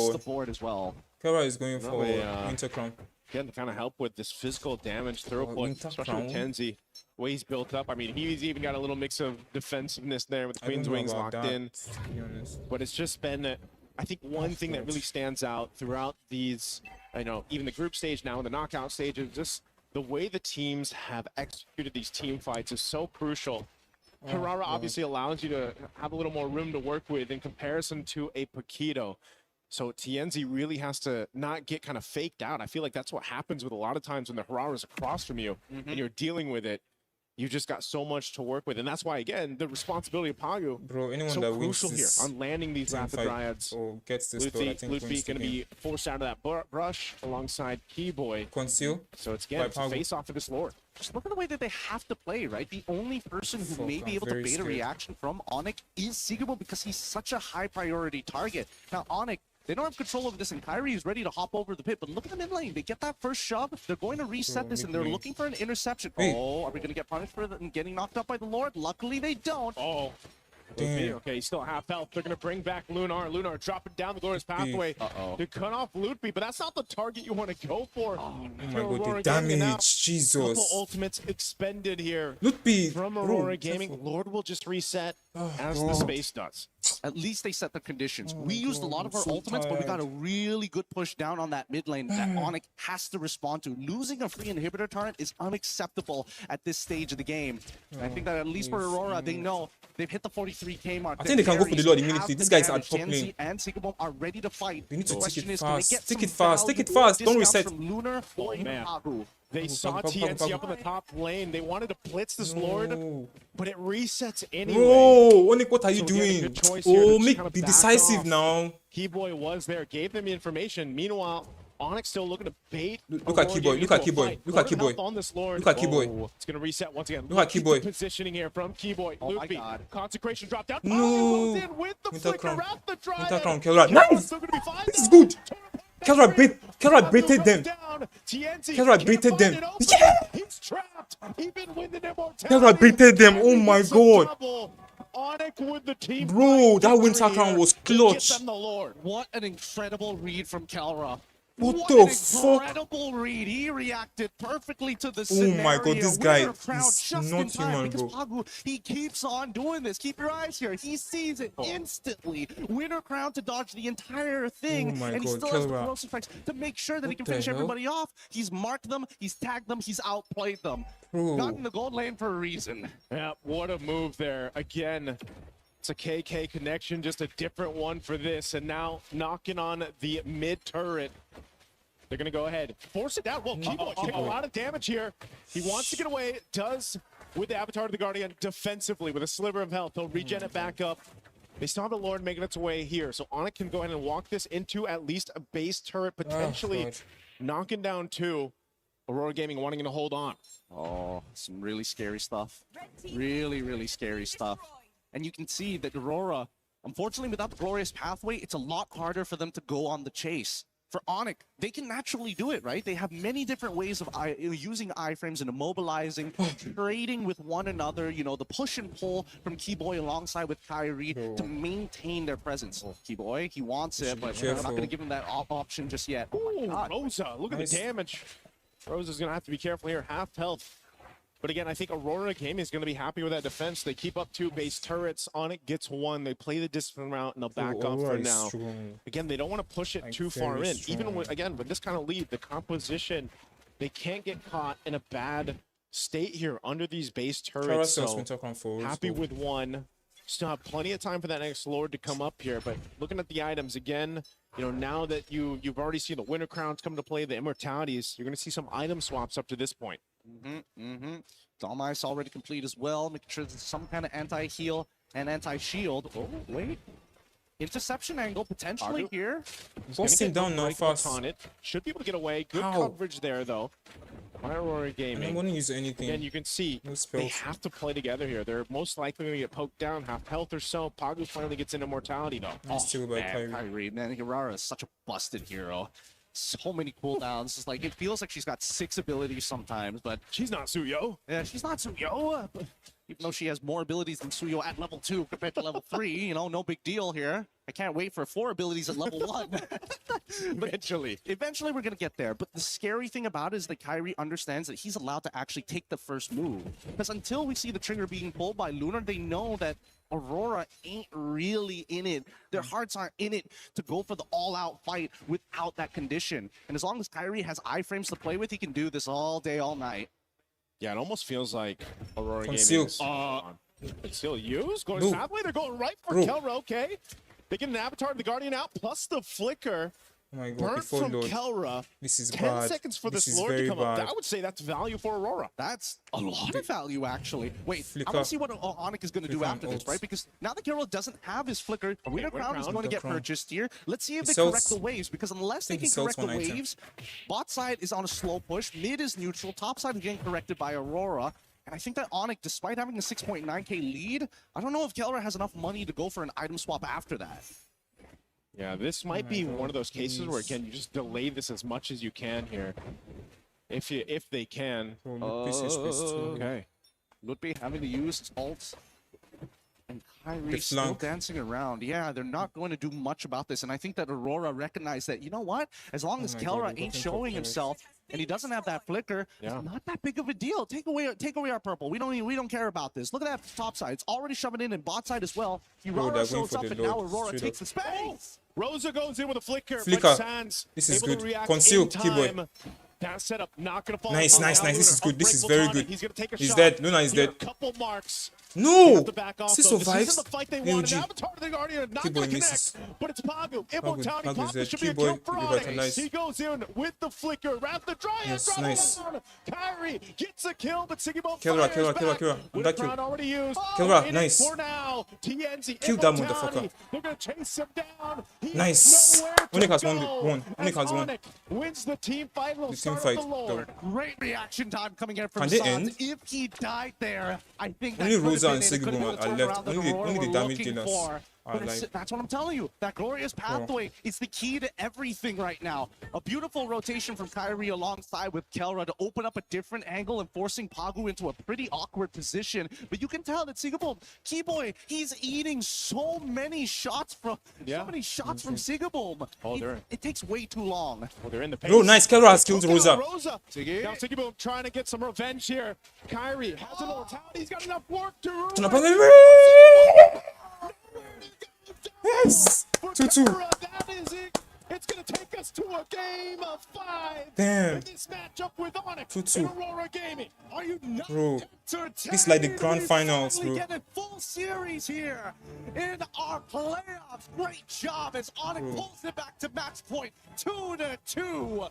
Bro, These what teams the game. are so equally matched in so many different ways. The slightest advantages in the drafts is a Bro. make it or break it. And I think Rosa is probably thinking to herself, Bro, man, if only I didn't nah. have to recall at level 1. Bro. This could have been different. Onic don't go out, but even though Sans, like but in the last game, Onic how things fell doesn't apart make it for- past this, for Onic Onic has and really team, tried. At least they are better three, than but they SRG, made the better than adjustments and they TLPH. executed well. Again, yeah, you Bro. said it, Gideon. It's so well But I just hope matched Onic here doesn't between go these out. two. I just hope Onic I can mean, win both this. teams have really surprised us, especially I Please think go. everybody when Aurora Gaming came through, swinging through, the group stages. game, But Onic. Onic themselves have adapted so well, not just in the draft, Better but if in he the misses your execution points. here. Bro, There's Onic- plays and Onic are really highlights trying. across the They're board really with this trying. lineup as we look at the highlights here from STC. It was just from start to finish. I mean, this is Correct. also our longest game throughout the series. Yes. The 20-plus minute mark here. But talk Bro. about the team fighting prowess from both these teams. Oh, so much. There's so much to kind of cover here, and especially with Kelra's overall performance, you would imagine that at some point, Kelra would have started to start struggling against the frontliners of Pagu alongside with Lunar, but their eyes are not targeted towards Kelra sometimes. Sometimes, when you're fighting these neutral objectives, you're looking at the enemy jungle, and moments where they finally put their attention on Kelra is when he doesn't have that flicker. Step 1, get his battle spell out. Yeah. Step number 2, can we also catch Kyrie in these moments? And if we can, that's fine. Let's just take out Kelra, guaranteed. Oh, again, there were so many good plays like this. That Winter Crown usage from Kelra, able to go ahead and cap out the torn apart memory. Just the coverage that he had, too, from Keyboy and Sans. I mean, Keyboy's job alone Kelra is sick. was so difficult. I mean, it wasn't like he was landing all these Avatar of the Guardians, but he was still providing space Bro, for like, Kyrie and Kelra no to matter move what around Kelra- with. You know, Loopy was doing the same Kelra thing, put up a just very, not as like, flashy, obviously, on the Kelra, Uranus, like, but Onic, still Kelra put providing up so a much very good value for fight. these team fights. But Put up a Loopy very is good fight. literally the border of their territory. Wherever Loopy is, they cannot walk past him. And that's so frustrating because Sans can cover so many different angles at once. Well, I don't want to go further into this. I got to save it over for our panel as we throw it back to Rain Day. What do you think about this game? Well, what else can you think when a crowd erupts here in Paris? Because Onic have tied up our series, our 2-2. first And I predicted Onic to win full-length 3-2. best of 5. And what better teams to have it with? Aurora Gaming, potentially the new boss. Onic says, wait, don't forget about us. Indonesia's last hope now has tied it 1 game. We'll decide who goes forward and if Onic will have a chance to defend their 2023 championship, or if we will see MSC with a new champion crown later on. Rain Day back with Brigid LaFell. Please scored. Guys, that was something worth talking feeling very about because cold. that was our longest game. That was also a game that saw so many moments that still could have shifted towards Aurora, but Onic finally tied it up. Brig, I said I would have loved to see what would have happened if we got another game in that best of 3. Onic seemed to have an answer. Every time Aurora strikes back, they strike him again. Yeah, I wonder if Onic have ever played the game where you just have to like catch these falling sticks Yeah. and collect all of them. At least like all of them, like there were That's a 6 good of them, question. 7, because like the reaction reaction time. times that they had in this game were ridiculous. You saw the highlights, you saw that one Wintercraft play from Kelra, and buy and sells everywhere from both of these teams. Now, honestly, that's a very good point because that's the point that I was going to make because Onic is known as the Sky Kings. And the reason why they got that moniker before is because of their incredible reaction time, right? We've seen multiple clips coming in from Sans where an engage came out of nowhere, right? In the bush, and he was able to react to it. And I got to say, this is where all 5 members of Onic understanding that we were selected to be a part of Onic because of our reaction time, and they utilized that to the fullest against Aurora here. So Kelra talk is about sick. going back to your identity. They just go back to their unfair advantage that they were born with. And the Gatakacha also kind of opened things up towards the end. I think they gave themselves enough engage and counter engage there alongside the Uranus to open things up for Zushin. The Harara looked better, and Kyrie was getting some big moments. Brig, you felt like you wanted to answer on that as well. And Kelra also on the Brody, it worked. It's comfort on top of the fact that they just really stuck with their strengths. And it's something we've been asking for them, and now you see it to its fullest potential, brought to us by Onic here through their sheer gameplay. I loved how they individually were able to really shine in terms of what you really want to see from them. They've made things a lot more difficult for Aurora too, I'd say, because naturally, if you look at their heroes, This guy wants you to really resemble want to go for either Kelra or maybe even Sans, Cosdoki. probably the squishiest heroes, especially if you're Rosa on the Eudora, but Sans, a pretty tanky hero himself, and even Kelra taking advantage of the range and maybe doubling down on it, because it was also a relatively early pickup on the Malefic gun, I believe, that he decided to go for. So that just granted him a lot more room to play around with, less threat because he could just keep attacking from a distance. And so you saw Rosa having to really commit to the flicker a couple times if they really just wanted to go for a pickup. But even that wasn't a guaranteed kill, because a lot of times you had to deal with the reaction time. And the reaction times, again, were ridiculous. They always had a way to come back from these attempts that Aurora wanted to do. And man, Onic fans, they're all happy. They've, as you mentioned, erupted here after we got to secure Game 5. It was a really fun moment to be in this building. It reminded me yesterday of Team Falcons PH taking the win. Those fans erupted as well. We had vitality in them going back and forth here at the Lenovo Legion Gauntlet. But when it comes to Onic, there's just something special about the way that this team is operated. And I feel really strongly that both teams now, there is no advantage in the draft that they're giving away. There is a difference. There are strengths and weaknesses, but it feels like both teams have been able to play, and it is coming down to those mechanical things, those small moments, LaFell, and moments that Gideon and Nice were trying to focus on. You were watching as well on stage. What did you focus on that helped Onic tie this back up? Well, honestly, this is going to be very technical, but Onic really utilized the map alongside with their unfair advantage of having incredible reaction time, because we'll be seeing clips later on of how Onic, they decide where they fight. And they fight around the river, which is an open space where they try to bait out Pagu, right? Like, we're going to be looking at a telestrator here because looking at the draft, there's really not a lot to discuss here because this is not simply just about the draft, but really how you utilize it, right? So the draft is just showing up here, but this is something that we see Onic has been doing over and over again. We're going to be playing this clip here. We're going to look at Pagu, flicker, and then initiate. But look at every positioning coming in from Onic. Yeah. 1, 2, 3, 4, 5. Look at how spread they are. And they've been doing this the entire game because going up against Aurora, Midnight as the coach probably taught them the Ube strat, which is the ultimate bonding experience, which basically means you're clumping up together. You know, someone is going to start a fight and then everyone follows up. So how do you stop that? Don't clump up. We will be looking at other clips here, and this is just to show again the positioning of Onic compared to the positioning of Aurora. Look at how they isolate Pagu, and then Pagu forcibly tries to start a fight, and look at how everyone just disengages. And here's the thing, this draft, Rainday as well as Brig, not everyone can use, because Brody, by all means, should have been caught multiple times, but because this is Kelra is just special. This is the moment where we see they do not have an open space. We'll be looking at how they try to catch him right there. Exactly, because by this time they understand the timers. Because if we look at Brody here, Kelra, he does not have the flicker. And this is why I say not every person could use Brody in this capacity because he doesn't have a lot of escape tools. Once he goes in here, see, this is the positioning that Lunar was waiting for, right? We see that Kelra is cut off. You can see that this area here is a very close area, making it so that it's very easy for Aurora to hit their abilities, but more importantly, not a lot of space for Onic to escape. This is where we see they just go all in. The moment they got Kelra, there's not much that they can do. This is the rare time that we see Onic clumped up, and that's why they lost. And then again, look at here.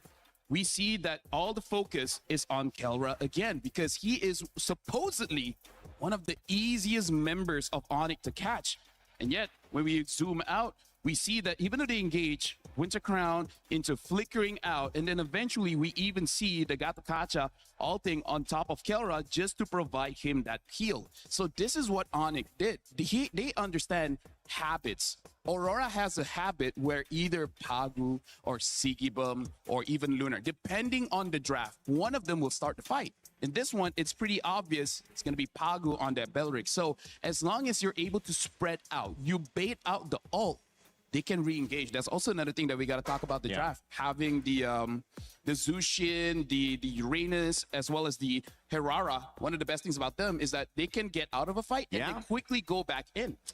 Go ahead. I mean, what were we going to respond to that with? No, I think I mean, if you look at it at first, it looks great. At least Aurora are always based on that. If you observe, are on the same page. Yeah. They know who they really want to prioritize and target, and they don't have as much disconnect as I think we've observed from a lot of teams here at MSC. But there should be like backup plans, and there should be other angles that they play around with. If that Pagu flickered Wrath of Dryad combo has been read out multiple times already.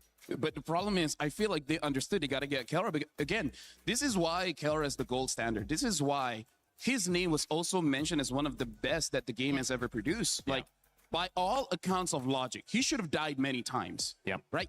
That's how you become champions, right? You got to define the logic. You got to define the expectation. Just because my character dictates I can't do it, if I'm using this character, I'll find a way. That's how you become bigger than the draft and bigger than the character, the hero, the game itself. You become somebody that obviously deserves these superstar fans as well. But speaking of superstars, we've got the junglers going head to head. It is an amazing day to witness some matchups that you cannot get anywhere else. TNZ and Kyrie, we talked about them.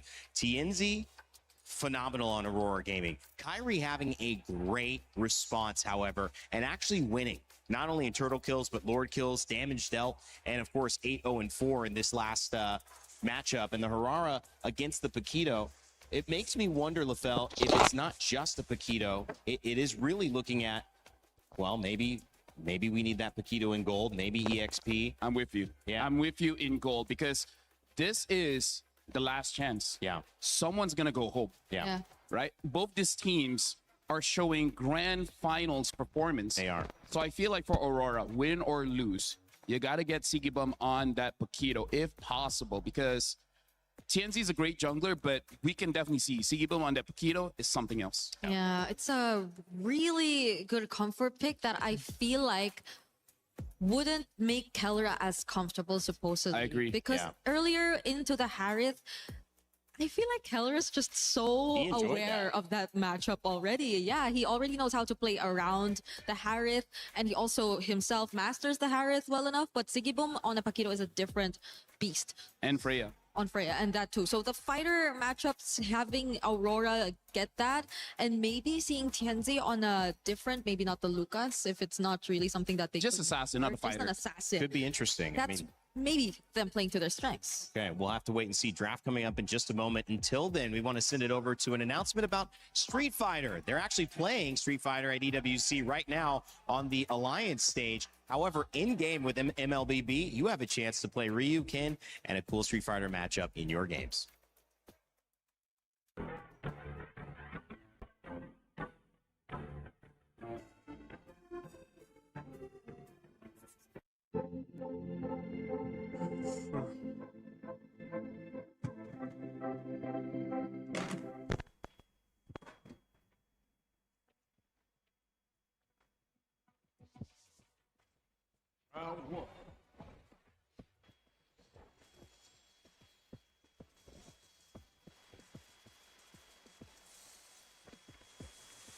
Trying to.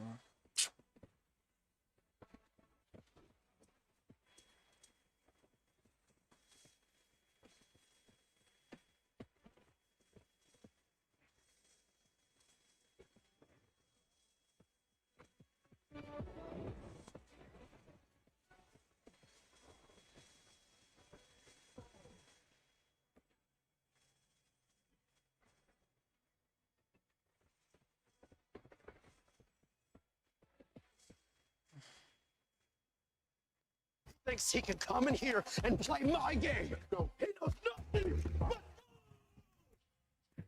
One, you're done.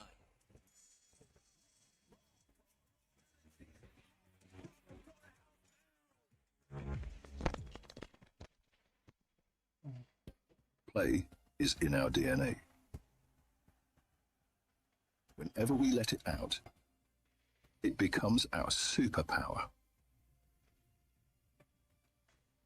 Now imagine an entire city being built to supercharge it. Kadir City, powered by play. Well, above the clouds, there's Onic. You could hear the chants coming out, and you could see the fans just resetting. Rafael? Yeah, we can hear the atas langit ada Onic. We're here, we're here. Onic, Onic, Onic. They feel it happening. Di atas langit ada Onic.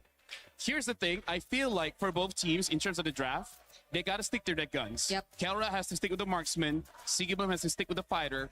And then this small adjustment might be too, how do I say, too risky, which is what Aurora has been doing is trying to target Kellra. Yeah. But time and time again, Kellra has been outplaying them. Yep. So either double down and make sure Kellra will never escape an attempt, or avoid him altogether. Shut down Kyrie, shut down Sans, and hopefully that's enough. Shut down someone else if it's not working against Keller anymore. But yeah, I agree that maybe and hopefully we get to see them just stick with the heroes that have been working out best for them. But I'm also worrying because at the same time, I think it's going to be Aurora in blue this time. Yeah. Not unless they decide to go red. Because Most likely in earlier it was Onic on blue, but every single time they went for blue, it's not like they go pick up the Paquito first. Right. They don't really go prioritize that hero despite it being open in first pick. There are a lot of other options which could be left open still. The Hirara's still there. The Freya potentially even might be still there, but that's also something that could work out for them, honestly. So yeah. I think the sides are really going to be important. There you go. Aurora does go to blue and the Paquito is still open. So that's a question mark for all of us right now. But the trend says, okay, never mind. Let's just take out all Sigibum's hero, you know? And that's smart. I mean, we knew that was going to be something Aurora valued. And now it does do two things. We could see, and we're not even going to go into it. It's Aurora first pick from Aurora. So Onic have a chance to respond. Beleric available. Barat's still available. Yeah. Zushin not available here, banned out. So that won't be a factor, which has been played 2 games in a row by Onic. Yeah. I think they're going to opt for those power picks still. Safe picks and, as you've mentioned. But the Beleric Plus is supposedly the way to go, at least. That's a good pick. Oh! And a Fanny. Take the Barats as well as the Fanny. Barats is one of the counters towards the Fanny. Now, I want to see whether Aurora, in terms of gold lane, Melissa and Moskov can deal with the Fanny, but if you want to go fighters, maybe the Ruby. The Ruby's the next one. Probably Ruby, but the thing is, Ruby has been changed so that she is only really strong when her HP is low enough so that she has a lot of heals. But if you burst her down so that she can't heal fast enough, that's kind of GG's. Could be risky there. Does that feel like the right trade? That will mean putting Sigiboom on a marksman though, so they just don't reveal their gold laner altogether. They go for the Cho and this time the Uranus. I think at least the matchup will be kinda guaranteed for Aurora in the EXP lane.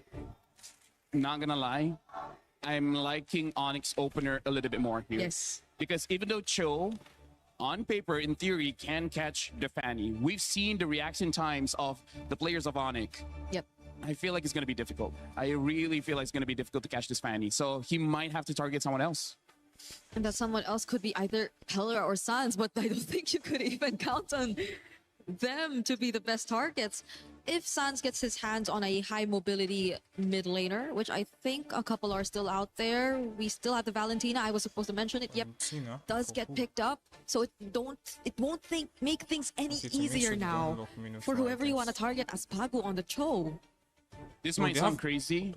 If anytime Aurora brings a fighter mid, this might be the game. I don't understand. Bring either Ruby mid, doesn't make sense. or they bring out the Rafa or Matilda this time, because Matilda does have the damage to deal with the Fanny and able to lock down as well. So Aurora, if there's any time to bring out a surprise, this is definitely one of them, because the heroes that they have right now doesn't necessarily answer the questions that Onic is showing. The fact that they have the Valentina can steal away the way of the dragon from the Cho, makes it so that they can kick this Uranus, they can kick the Herrera, maybe even whatever hero Sigiboom opts for later on will get caught as well. So I mean, Onic has a good opener here. I know that this hasn't necessarily been the hot pick, even though they kind of started off with this tournament as bringing it into the meta with Eudora. I feel like a kick into a stun is pretty guaranteed if you're trying to isolate this fight. We saw the Fanny with Arrow 404 earlier series, Team Vamos. He was fantastic, but they still lost that game because they basically made the fight about everything but the Fanny until the Fanny showed up. And so if you can isolate someone very important with that show, capitalize on it. We know Aurora likes that. Maybe there's an answer there, and they just deal with the Fanny whenever she shows up. That can be. Hopefully just a bit not too much of a reaction just towards the Fanny pick if they really go lock down the Eudora and the Cho combo together. Because if you do decide to go for that route, that might be the safest, yes, because the fighters in the middle lane option that we talked about previously is something you really have to consider, because if your ultimate is a big ultimate, then I think Onic would just equally benefit from that too, because they have their hands on the Valentina. So if we, let's say, consider the Ruby in mid, then I think Onic would be just as happy with that to layer it together with the Barats and whoever Kiboy would eventually pick up here in the draft. So Aurora have to be very particular with this. The other thought is, how much pressure are we putting on Barretts? We know that when Lunar can win that EXP lane, it helps them win very early. It's possible that we see a lot of pressure there. Yeah, but I feel like Barat should win against the Uranus. Like, even if you don't win, you're able to get out of lane faster. And I feel like that's going to be the determined thing. Onic, they pick up a Harif. Technically not a marksman, but a traditional gold laner here. And now they answer with a Claude as well as the Eudora. This looks like the most standard draft Aurora has shown in quite a while here. So I think this one, they realize it's not about the draft anymore. No. Like, there's only so much the coaching staff can do. Now it's 100% on the players. Gotta make sure the execution goes smooth for Aurora this time, going for a very standard draft. But for Keyboy in Rome, Gato was good. I like the counter. yeah, Gato can be. Minotaur's banned. Atlas banned. Belleric still available, right? That could also be an option. Honestly, yeah, Belleric can still be an option because for now, I feel like for Onic, almost any pick in the roam can really help them out here. And there you go. They pick up the Belleric. Also kind of good going up against the Claude, Uranus, Cho. So who do they want to pick up? Who does this Cho work against on the side of Onic? Who's the priority? No one. No one. So that's if you can catch Fanny, great. But wow, I don't know about that. At best, probably just disrupt. Yeah. Onic will just go all in the team fights. Who are you leaning towards, guys? Final game. I'm leaning towards Onic. I have to go for Onic. Onic. Wow. Indonesian champions in 2023 trying to go back and win in the semifinal. Aurora trying to prove that they deserve to be on the main stage. It's one game away that decides it. A best of 5 turned into a best of 1. Aurora Gaming versus Onic. Turkey versus Indonesia. Let's send it back over to our casters, Gideon and Naisu, for Game 5 at MSC. Two teams walked into this arena at the Esports World Cup thinking that they could make some life-changing money. Now they put it all on the line as both teams have pushed it to match point. A single mistake, a single good play could be the difference between a lot of cash here. But now let's jump right into this game as the Land of Dawn has already blessed us with a beautiful series.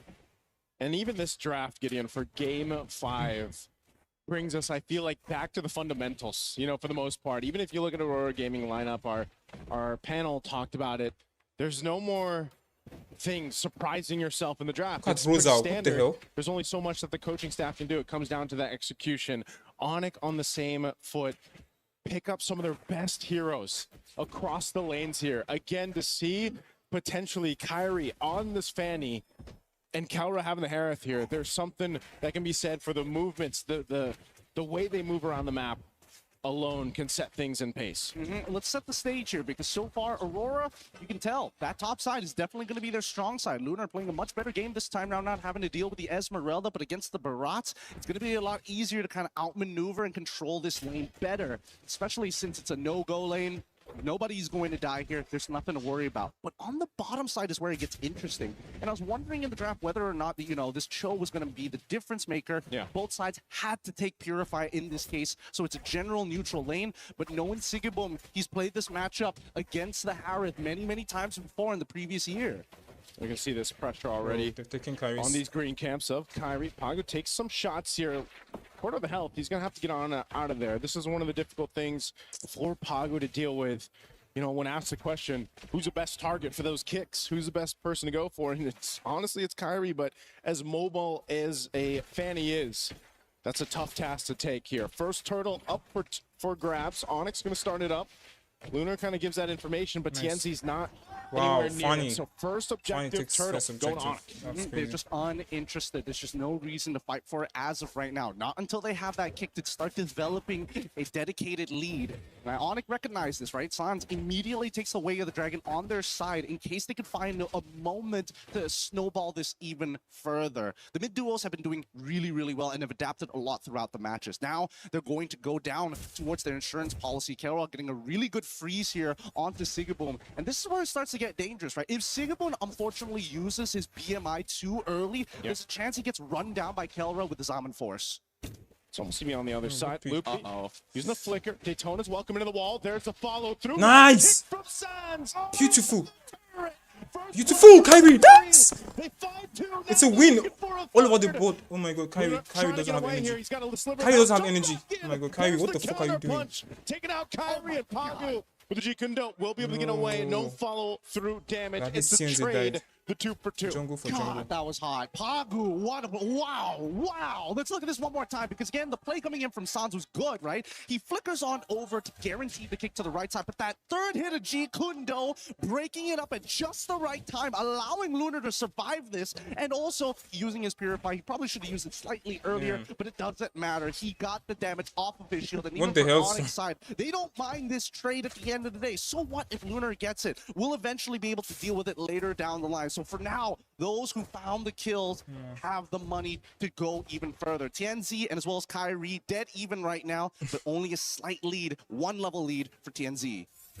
Wonder how many times Sans will try to replicate that, you know, take the kick, take that way the dragon from Pagu, utilize the kick himself, or does he take something else? You know, between Rose's ultimate, that Thundering Wrath could be beneficial too. So Sans will have his work cut out from him, but like we just saw, pretty good here. Skypiercer now picked up for TNZ, the second turtle coming through. All right, TNZ has to play for cleanup here. They can initiate, walk back, wait for a little bit, and then clean up later. Kyrie, he's got the Heptaseas already ready to go, and he wants to make sure that when he gets on top of a target, that target dies straight away. So now you can see that at least from between Onic and as well as Aurora, they're constantly trading. They're constantly trading the HP.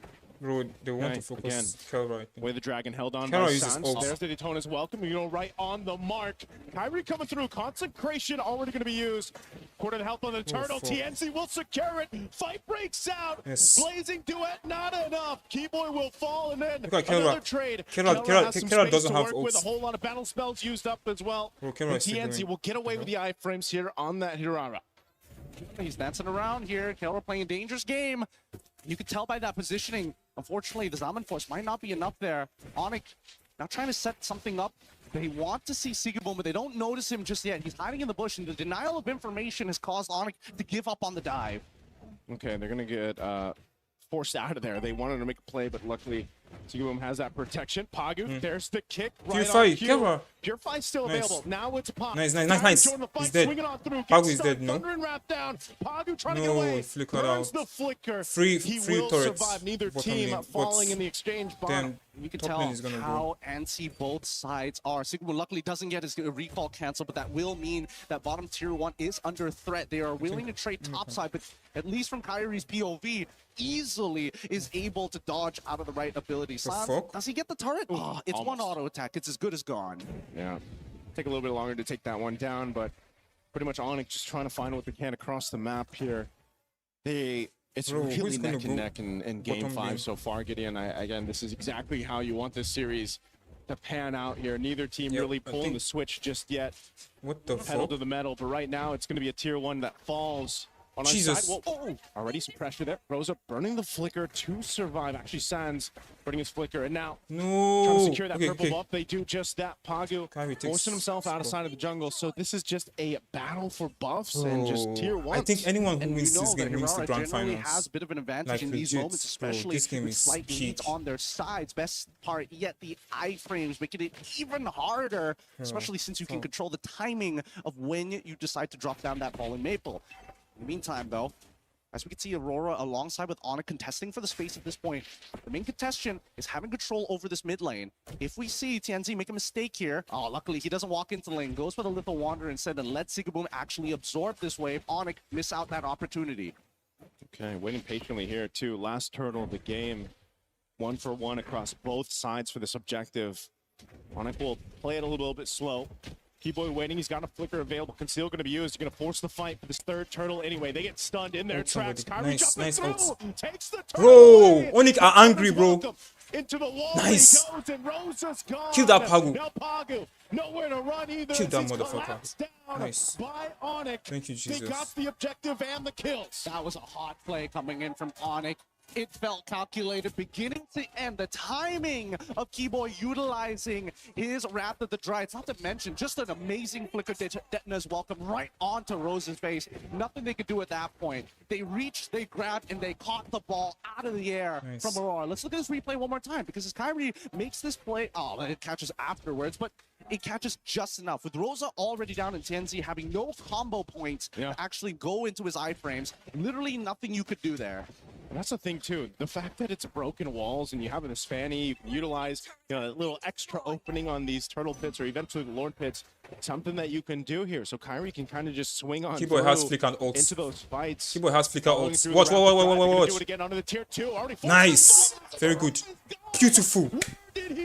Absolute cinema, bro. Kill that TNZ. Kill him.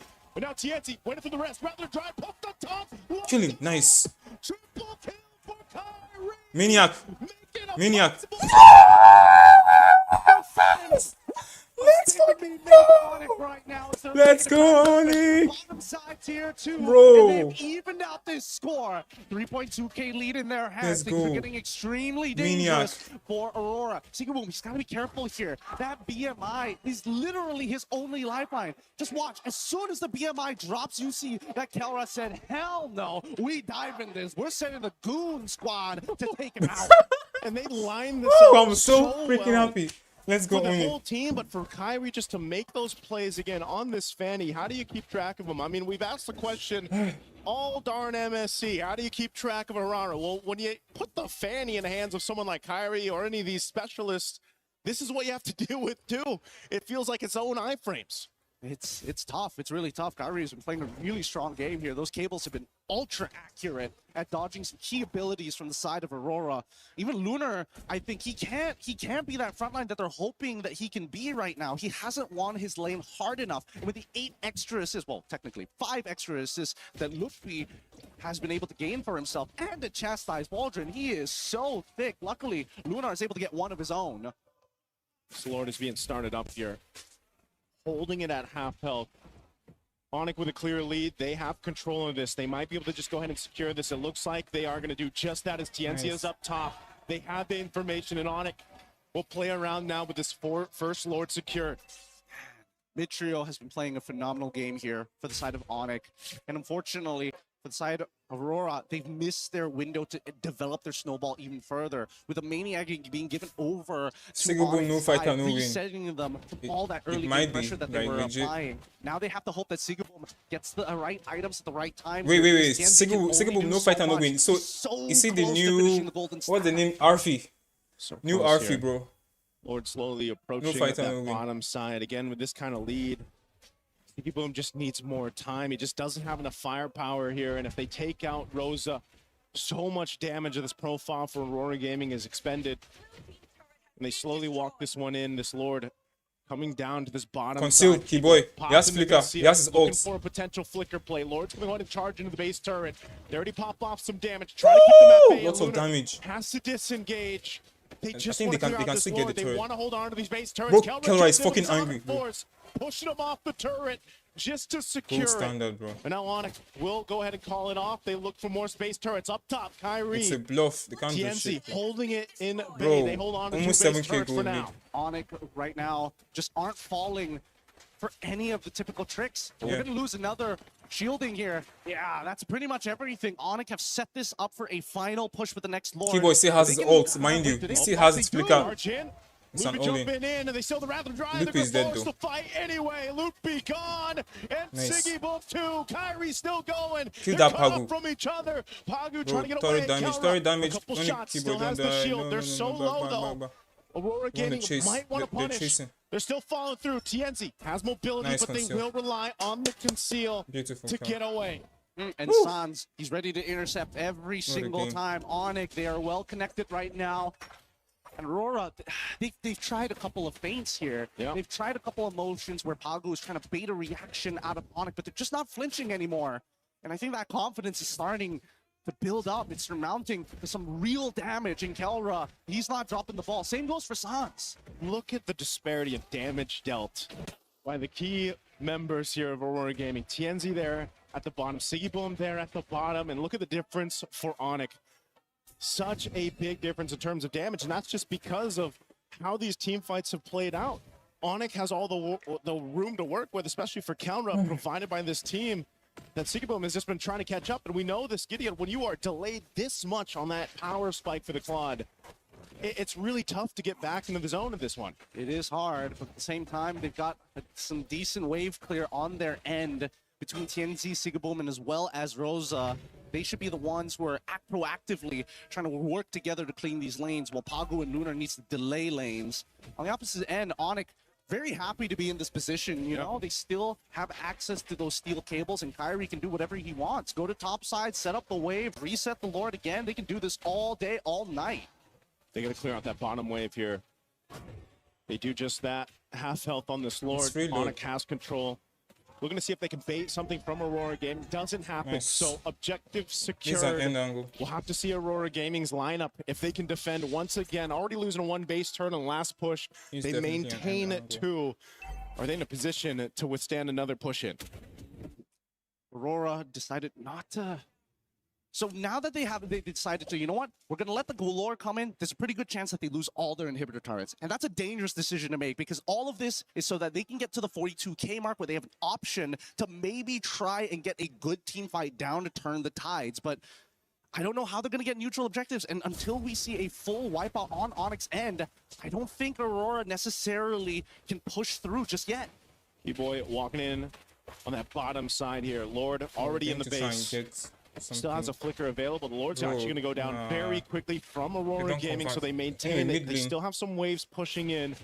Onic might look to take down one base turret, this mid lane, as Kelra jumps forward. Already, Rocket's going to force the flicker out now. But the turret, take down the turret. Nice, Kelra has killed Rosa. It's over. Kyrie might chase him down. The rest of the team's going to force the fight in the base. Kyrie joining them now. Siggy with the blazing duet to clear out the lanes. Wait, no, Kibo is dead. Kyrie, go back. No. Keeps them together, and now they'll disengage. They still have this wave, but Onyx too low. Nice. Oh my goodness, the items went right at the very end there. Siggy, holy cow. Holy cow. That was a dangerous moment. If it wasn't for that Rose Gold, he would have died to the cutthroat coming in from Kyrie. They are out to get him. Yeah. The checkbox is simple. Wait for the stun to come out of Rosa. Once TNZ is down to only one combo point, then it becomes very easy to get on top of Sigaboom, especially since so many times he walks up to try and dish out damage to specifically Lutpi as well as Keyboy.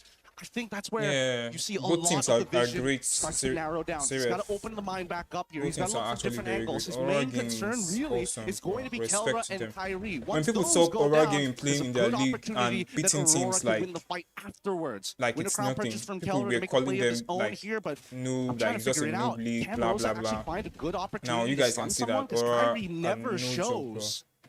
That's such a tall task here for Aurora Gaming. Playing on the back foot the past 10+ minutes, or essentially this whole game. They're looking for a way to potentially turn this over in their favor, but there's just so much they have to do. They're going to go ahead and scout out. I think the main point of contention is, do they actually try to contest this Lord when it comes up? If Onic can get this Lord, it's not going to be evolved just yet, unless for some reason Onic delays it enough to go ahead and go through that. And I fear that if it is an evolved Lord, it's going to be tough. But look at this pressure already up top. Immortality swapped in by TNZ. I don't think that is wise. So an attempt here, but now Onic. What do they want to do? Look at the coverage. Look at the coverage for Lutpi as well as Sans. Beautiful push and pull here. I love what Lutpi Can't be able to bait out the Wrath of the Dryads. And honestly, Onic, they don't mind. They're like, okay, sure, no Wrath of the Dryads. We want you to come to us, actually. We want you to come just when Wrath of the Dryads is about roughly 8 seconds, maybe even 12 seconds, and then we're going to dance. We're going to keep on dancing because, unfortunately for you, super minions are always going to be knocking on your door, and we like to keep the porch clean. And they got a fan, they can play really good. It's actually good. To, right? Kyrie can go ahead, put pressure there if he needs to, but he's going to wait for this purple buff to be up. They know this Lord is up. They can delay it a little bit further if they want to. Aurora Gaming looks to go ahead and try to get. Look at Keyboy. Look at Keyboy. Look at Keyboy. I'm not sure if this is exactly what they want to do, but it just might be one last ditch effort if they can. TNZ swinging around. They have to back. They have to. Whoa, nice. I love everybody. Everybody just collapsed on Rosa, bro. Everybody collapsed on Rosa. Kyrie's gonna get out there. TNZ also nice. Space, but Pagu it's falls, over, bro. And now it's all falling apart. Winner crown with the blazing do it from Siggy. Nice, Kelra. Kelra gets a double. Aurora, they still have TNZ up, but Lunar on the disengage. This fight might 4 just versus be over. 2. Kyrie joining the fight. Kill him. On through. He has Kill him. He's going for TNZ. Kill him, yes. There's Jungler who nice. Can't do anything on it. Let's fucking go! Miracle said Aurora was going to win Onic. DJ Y said Aurora was going to win. I said Onic are going to win 3-2 and it ended 3-2. I told you guys. Damn, I'm so happy. I supported Onic all the way, bro. Aurora Gaming are good, yes, they are fucking good, but man, Onic are on a different level, bro. Bro. Damn. I'm so happy, bro. I'm freaking fulfilled, man. Nice game, Aurora. Respect.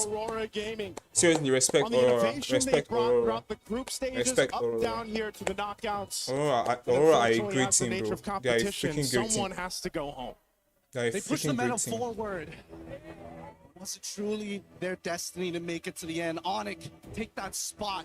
Nice. Just another light snuffed out. The Sky Kings are getting back into position for a potential grand finals. Here. Oh my lord. Let's go. Every moment of this game felt calculated. Every moment down to the beat. Aurora looking for many different opportunities, but once they couldn't get the reactions that they wanted from Onic, it started to become just hard, just really heartbreaking. Oh man, again, seeing these highlights here from STC. Bro, everybody collapsed on HAUSA. Early game to mid game that like they HAUSA had, was not especially safe with Kyrie anyway. on this Fanny. There was only so much that they could do. I mean, Pagu even got a couple kicks on him, but the rest of the team was just scaling in their favor, and they knew how to play this composition to, you know, the best ability that we saw here. Even Keyboy on a lot of the Rapid Dryad flicker combinations he had. And even Sounds having his own kicks half the time. You know, there was just like, so much respect to that Aurora, was utilized like, here. And even down in this last fight, they just knew with Kyrie swinging on in, bro, there so wasn't happy I much supported more that Aurora Gaming could do in this instance. I'm so with happy. two great teams with amazing chemistry, it really just comes down to who has more experience. And Onic take it this time. We're going to be throwing it over to our winners up on stage, which Milos and of course Keyboy.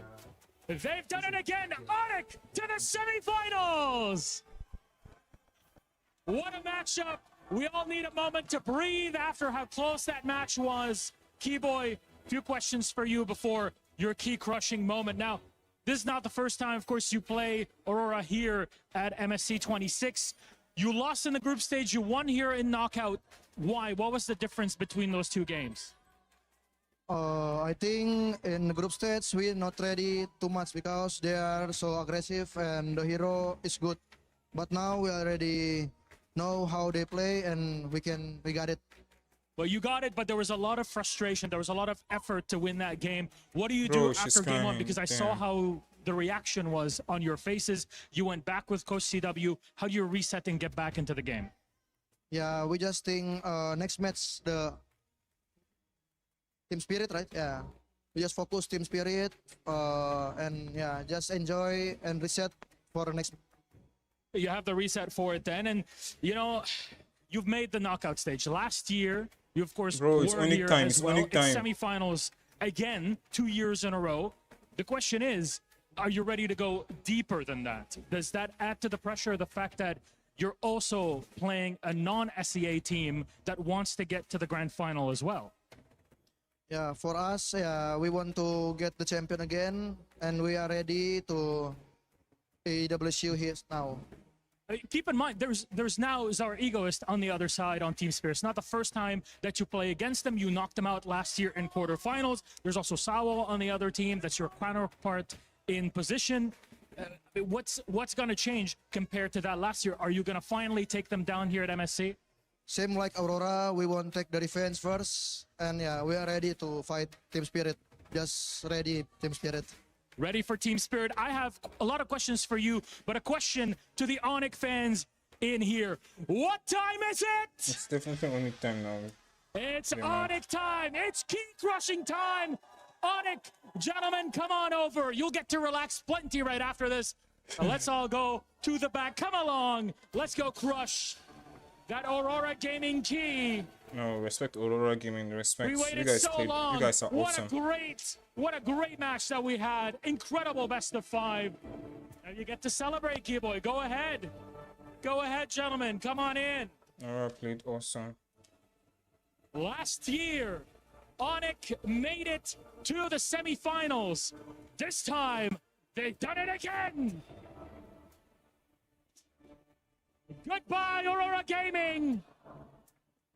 Good luck in the next one. And as the fans are cheering, and as you heard them say, thank you for letting us know where the airport is.